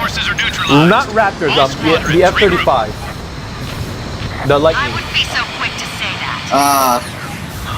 Okay. I knew it was one of those two. Yeah. I thought it was. I thought it was going to be the Raptor because that was going all in on the technology. Yeah, that said, Raptor is, again, remember that the Raptor is relatively old. Well, not, it's relatively new, but compared to what we know right now, it's old. It's 90, I think the Raptor was like a 99 or 2000. Yeah, I remember hearing that, like, for Ace Combat 4, they actually, the model they got to look at for the Raptor was a prototype model. Yeah, it was the F-22. F-22.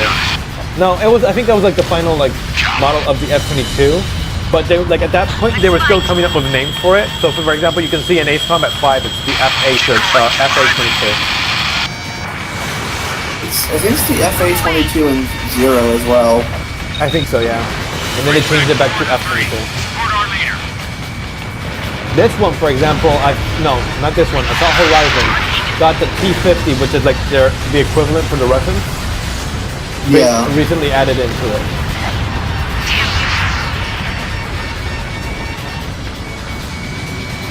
Half of the hostile air squadron destroyed. Yo! Nice work! The enemy sights are squarely on Edge's craft. Bow and arrows, cover her. We'll go. 3 bandits left. The map sizes as well in this game are really, really, really good. Like the quality of text is amazing. Just like it was so stupid. Like some people think it was stupid, but like I'm glad I bought the free flight mode for this game because flying around the stages was really nice. Just to look at them was really nice. Like yes, they were jeering me. I'm well aware, but hey. Missile launched. I totally get you. Like these maps being rendered in such high definition is pretty fucking impressive. Oh yeah, but like I'm saying that in the fact that like they were jeering me that All hostile craft down. fucking the YF-22, thank you, that's the prototype. They were jeering me in that what was I gonna say? Ridgeback 1, Edge, report. In that every other game had free flight mode, or, like integrated already. It's like you're paying for like a mode that should be in there already. I was like, yeah, it's a free to play game. I don't at this point I don't care as long as it helps fund FE7. I think who was the top player in Ace Combat Infinity, who we joked that probably like Jude out to like fund the entirety of Ace Combat 7 by himself.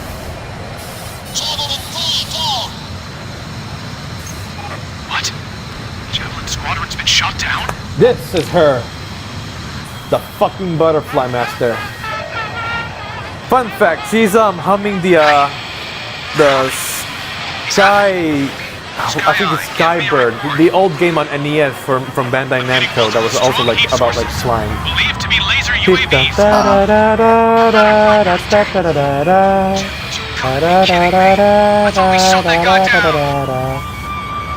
And basically, her fight is the worst aspects of the motherfucking the CFA fight in Ace Combat 6. With I heard some. I heard that there was plenty of salt about the drones. Like, were they almost impossible to handle without maneuvers? Fucking fast. Their handling is inhuman as well. Yeah. Look at that! Oh, crap! That was a sharp turn. And of course, you can't just leave them be and focus on the CFA, can't you? You can, but who? She fucking the Nosferatu of fucking like QAMs, but it's like as if you're shooting 6 AAM. Yep, pew. Yeah, I heard about that fucking special weapon, and that was crazy as fuck. Like, why? 2 UAVs left. Missile launched. Who the fuck even is the Butterfly Master?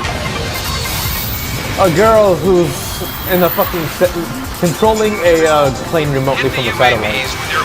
So you can shoot her again and again, but every time. So, and she has the entire view of the battlefield at once. ADMM is the weapon, the 12 missile launcher.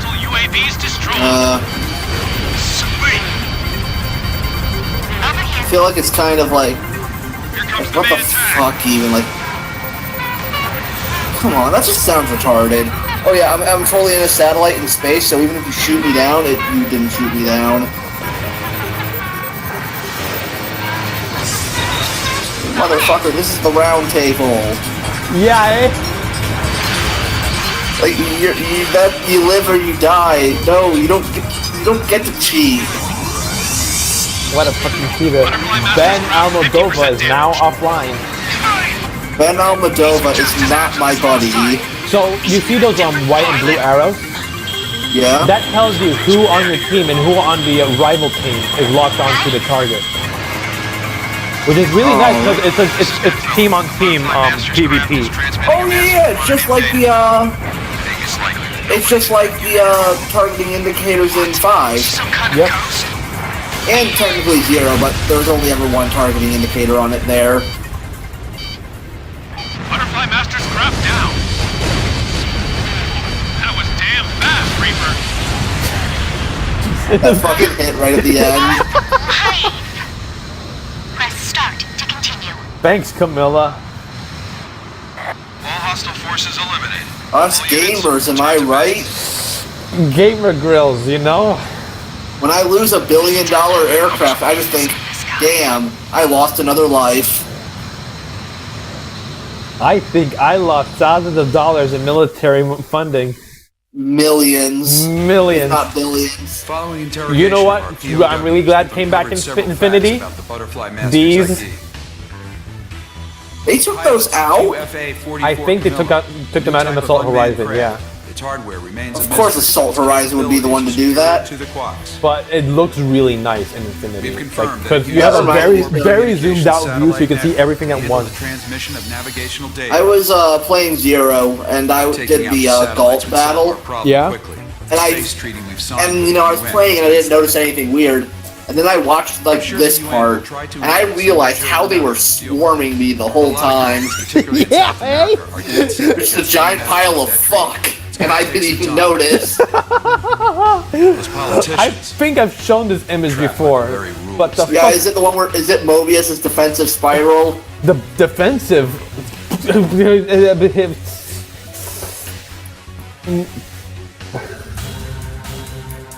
Well, we're all set to go. Weird how the final mission in Infinity is Operation Bunker Shot.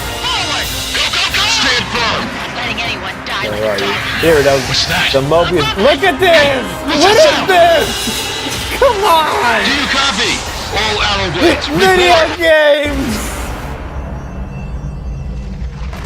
So did he happen to phase through the floor there or not? I don't think at that point he did phase through the floor once. I think not that point.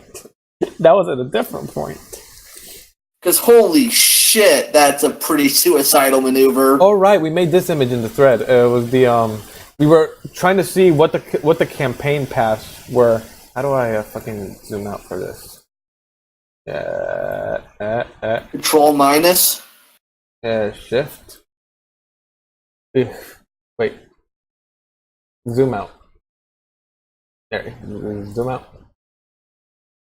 Zoom out. What the campaigns were for Ace Combat 4, 5, and 0 and 6. So and Ace Combat X. So over here we have Ace Combat X. And you can see it's kind of weird. Yeah, it's scroll wheel. It's kind of weird because you have in Ace Combat X you have branching paths.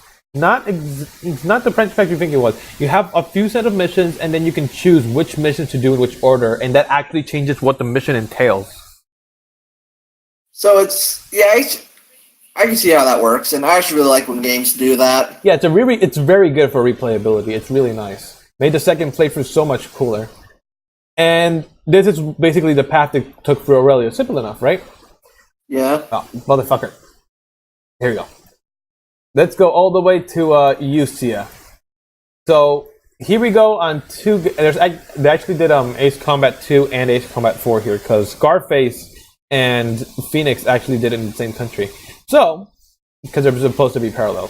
So basically, here Scarface starts over here and then goes basically around and does and then ends up over here at North Point. Mobius 1 starts from North Point and does basically this westward push towards Usia until ending up at the Twinkle Islands, which is where Scarface started, which is really nice. So over here at North Point, you have the Fortress of Solitude, and over here in Twinkle Islands, you have fucking Megalith. Here, look, okay. When you see this, you can get why the Ace Combat 5 crew was like, oh my god, another mission? I'm fucking tired. No, please stop. Because look at them. They were doing this with basically no rest in between. Yeah, that's pretty fucking rough. That's one thing I really liked about Ace Combat 5's story. Like, you could tell how much it was wearing down everyone. Yeah, and then over here, the Rossby Straits, where they fought, what was the name of the fucking second submarine? It was Rimfaxi. The Rimfaxi. Over here, we have Ace Combat 0, which is... Oh my god, stop doing that.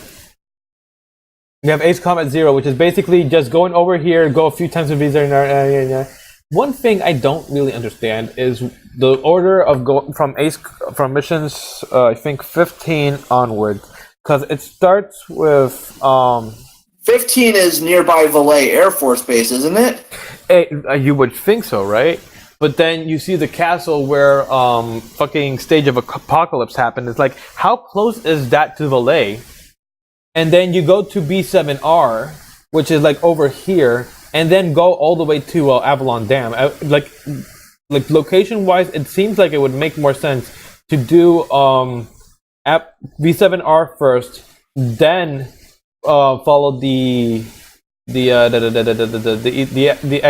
XBO, and then the go Hresvelger? The Hresvelger, and then afterwards go to Avalon Dam from there. And then over here we have Ace Combat 6, which simple enough. We go here, go. You fucking book it out of there because fuck that shit. And then we go and make our way back to our homeland and take it back and go dance with the angels. For a second, I read that as the Fuscum C as the Fucksum C. The Syscom C. Yep. So that's Ace Combat 2, 4, X, 0, 5, and 6. Next would be 7, and that would probably take place in Osea. Actually, it might take place like over here in Osea, and then going over to Usea, because it takes place during as well. I would guess it would also take place with Oh fuck! Who's the enemy country in? Ace Combat 7? In 4, and 7 as well, but in 4. Erusia? Erusia, thank you. The Kingdom of Erusia. Am I the one who thinks that 7's gonna have a branching storyline? I don't know. The cutscenes seem too good for a branching one. I don't know. Something about the setup makes it seem like Erusia might not be in the wrong entirely. Maybe with like space elevators. What I really listen. All I'm saying is that this is the Ocean's fault, and we're gonna burn them to the ground. Okay, Velka. I go back to North Osea. Why don't you? Delete this. What I really find interesting, which I don't think will ever get touched upon, but I hope at least we get planes from it, is that Ace Combat 7 takes place in the same year that Ace Combat X is happening. 2020. So do you think that? Think that the? Go ahead. Do you think that the releasing of the documents from Ace Combat 5 are gonna affect the story at all? Because if you, at the end of Ace Combat 5, the president's like, yeah, in 10 years we'll release all this information, which would be 2020 when Ace Combat 7 takes place. Perhaps. That is a plot point that could come up again in Ace Combat 7, because it does have to do with Osea. Another point is that Ace Combat X was also the starting point of like when the planes for Ace Combat 3 were happening. For example, there's prototypes for the Newcom I almost said Delphinus. The Delphinus, which is the future planes, right, with the coffin systems. Yep. Such as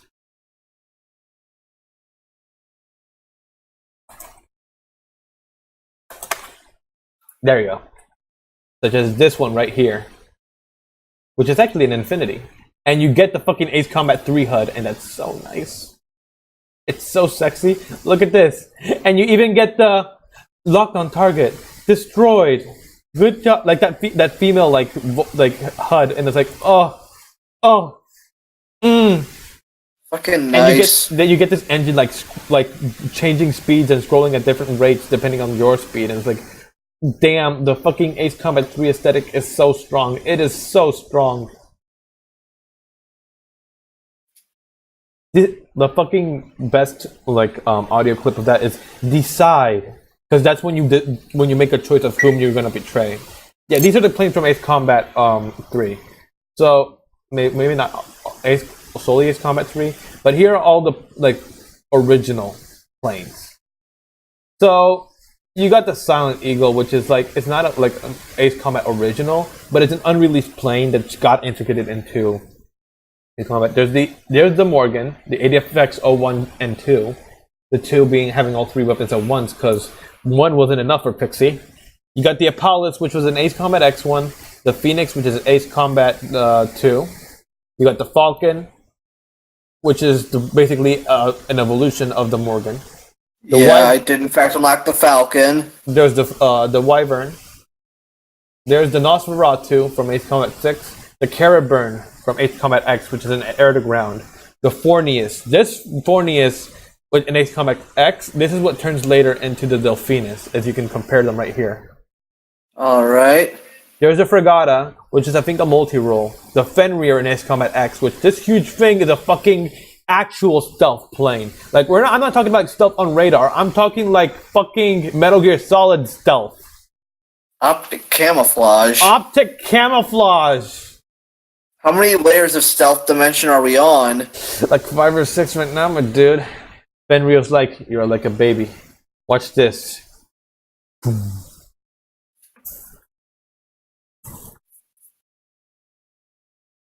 Why are we going to? Yep. There's the Sepia, which is like this fucking. The Sepia is basically one of the final boss planes in Ace Combat 3.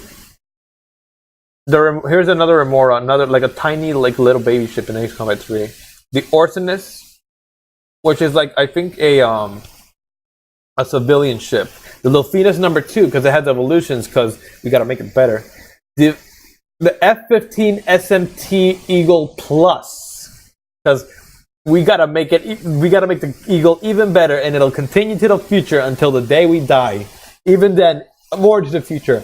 The Saker Falcon, which is the F-16XA. The F-15I, which is the Advanced Hornet. The Jur Falcon, the F-16XF. The Nav Hawk. The AF-117X. Gotta make these planes better. Okay, so you see most of these like basically like Frankenstein futuristic versions of modern planes. That's mainly General Resource doing that, which would be I think the equivalent of where Belka is. Belka and Osea. Usea is the one would later turn into Newcom, and that's the one working on new original planes like the Delphinus, the Orsinus, the ones that start with R. So the R362, the R211, the R101, the R102. Those planes are all Newcom. There's a new Fulcrum, the Typhoon 2, all gotten from General Resource and turned in for Newcom. The Aster Rosa, which is like an air-to-ground. Delphinus number 1. The Raptor number 2. The F-22C. How much can we improve the motherfucking Raptor? Right? We're still at F-22A. Imagine a fucking F-22C. Oh shit! I need to fuck. The FA-32C, the Urn, the Blackbird. You pilot a motherfucking Blackbird in Ace Combat 3. You go into space, baby! Fucking hell. And not only that, the fucking controls in space are actually different because fucking you're in space. There's no like air drag or whatever. So you actually have to control as if you were out in the out of the atmosphere.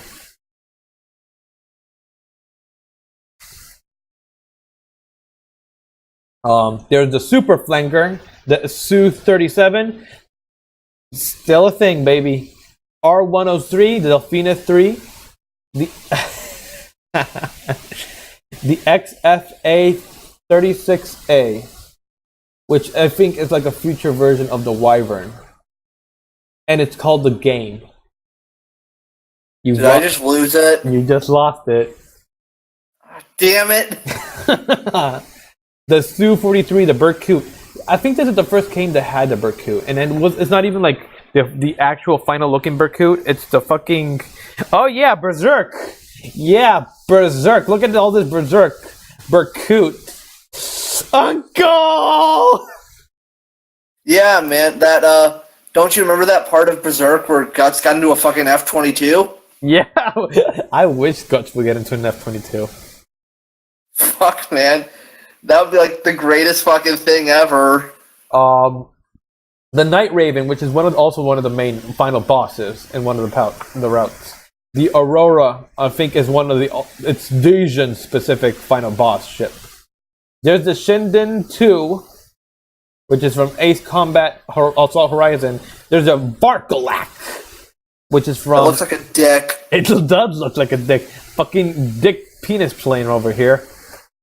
From Ace Combat Joint Assault. And then the Geopelia, which is Newcom's version of the Night Raven. The Geopelia is aesthetic as fuck. It's not even a normal fucking plane. I don't know what the fuck it is. But... Geopelia. Look at this. Look at this. Can you even call it a plane? I can. Look at this.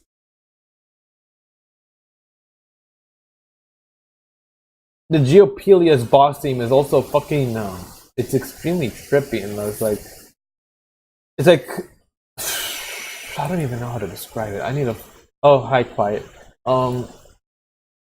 Geopelia theme. I think it's the track is just called Geopelia. Geopelia OST. Is it Gordian Knot? It's not Gordian Knot. Revelation. Was it Flow? Okay, what was it? Flow. Fuck, what was the track? I need to find this track before I continue Berserk. Not Frozen Soul. Freefall is the space mission. I don't think it's Montage. Actually, I hate to kill the fun, but I think I gotta go and do some other stuff for the day. Alright, man. See ya. See ya. So, yeah. That, I think, will do for a stream. Actually, could I save? Can I save? I need to save. If I can save in Berserk, that'll be end the stream. If not, I'll save and then we'll end stream from there.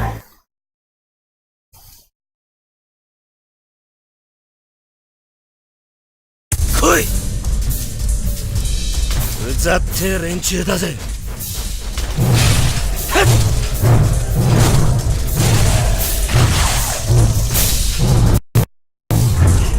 Yep, still fucked HUD. One day we'll get a HUD that's semi-functional.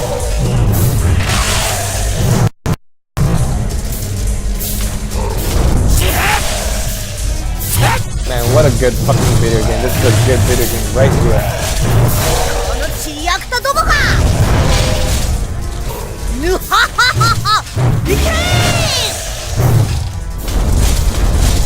Oh, is it like a kill 'em all mission? Alright.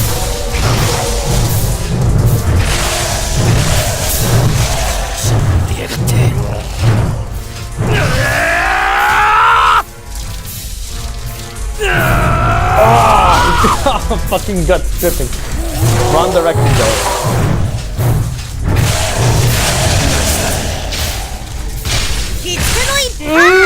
Contextual action!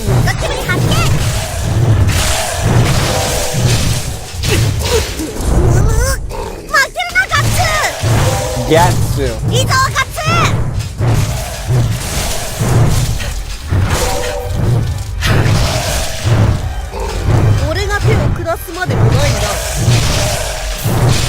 Alright, good night, kitty. Because the wind also, it's at least like lightsaber noises is better than clang.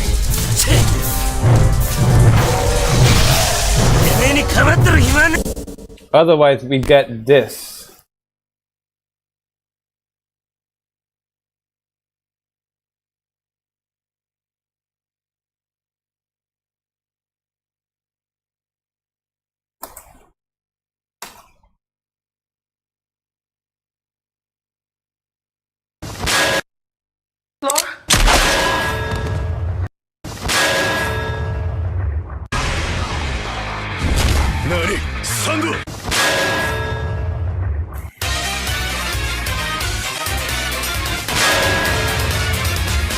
Never like kids. Especially ones with guns. Gonna smash their head in like this!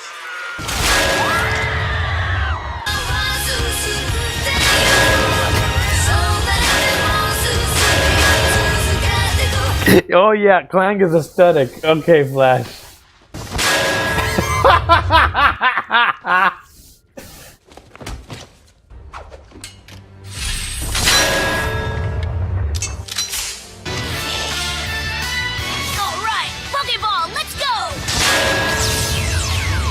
What are you, fucking gay? This is fun! Bye, Miss Laura.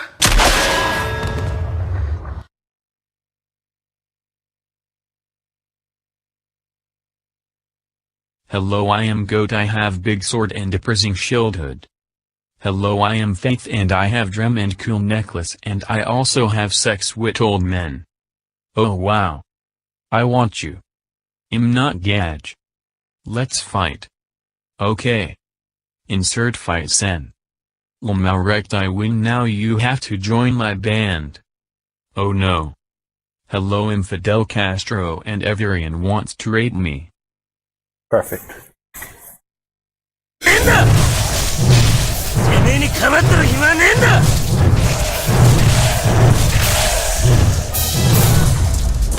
シェッシェッ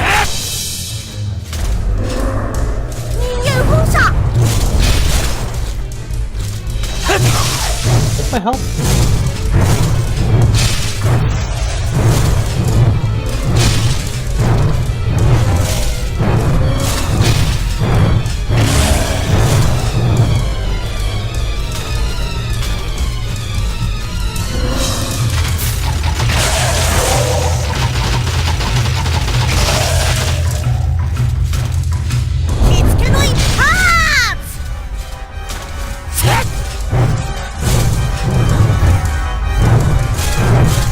Where are you? In 3D space. There you are. Fucking go.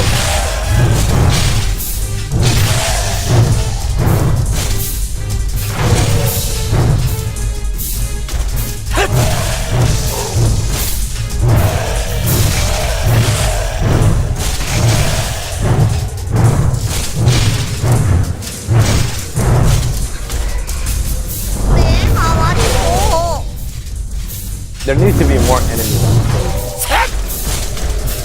God damn it.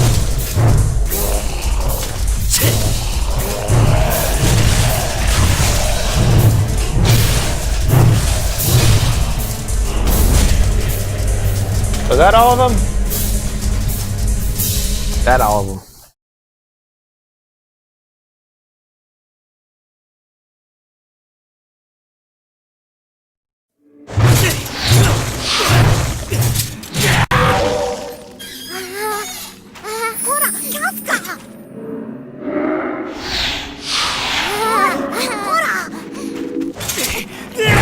Casca, please.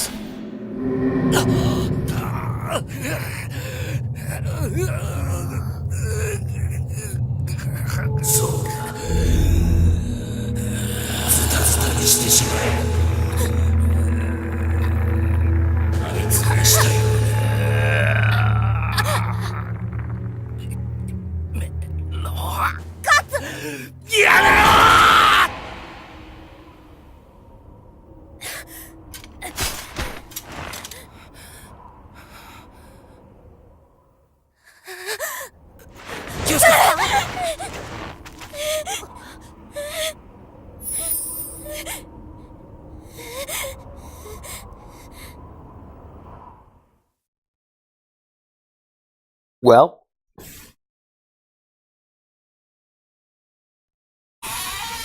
気にすることないぞ。あれは悪霊どもが取り付いてやらせたことなんだからさ。本当にそう言い切れるのか。俺ではないと。さあさあ行こうな、ガッツ。 Oh gee, I really hope I find the save point. Oh jeez, oh my, oh boy.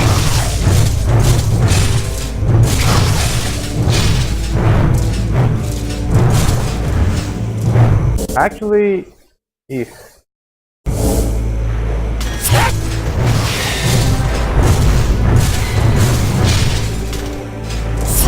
Actually, we have the power of technology. What am I doing? Save state. And now load state.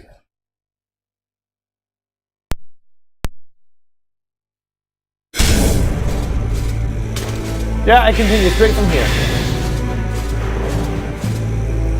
Alright. So like, that's the end of the stream.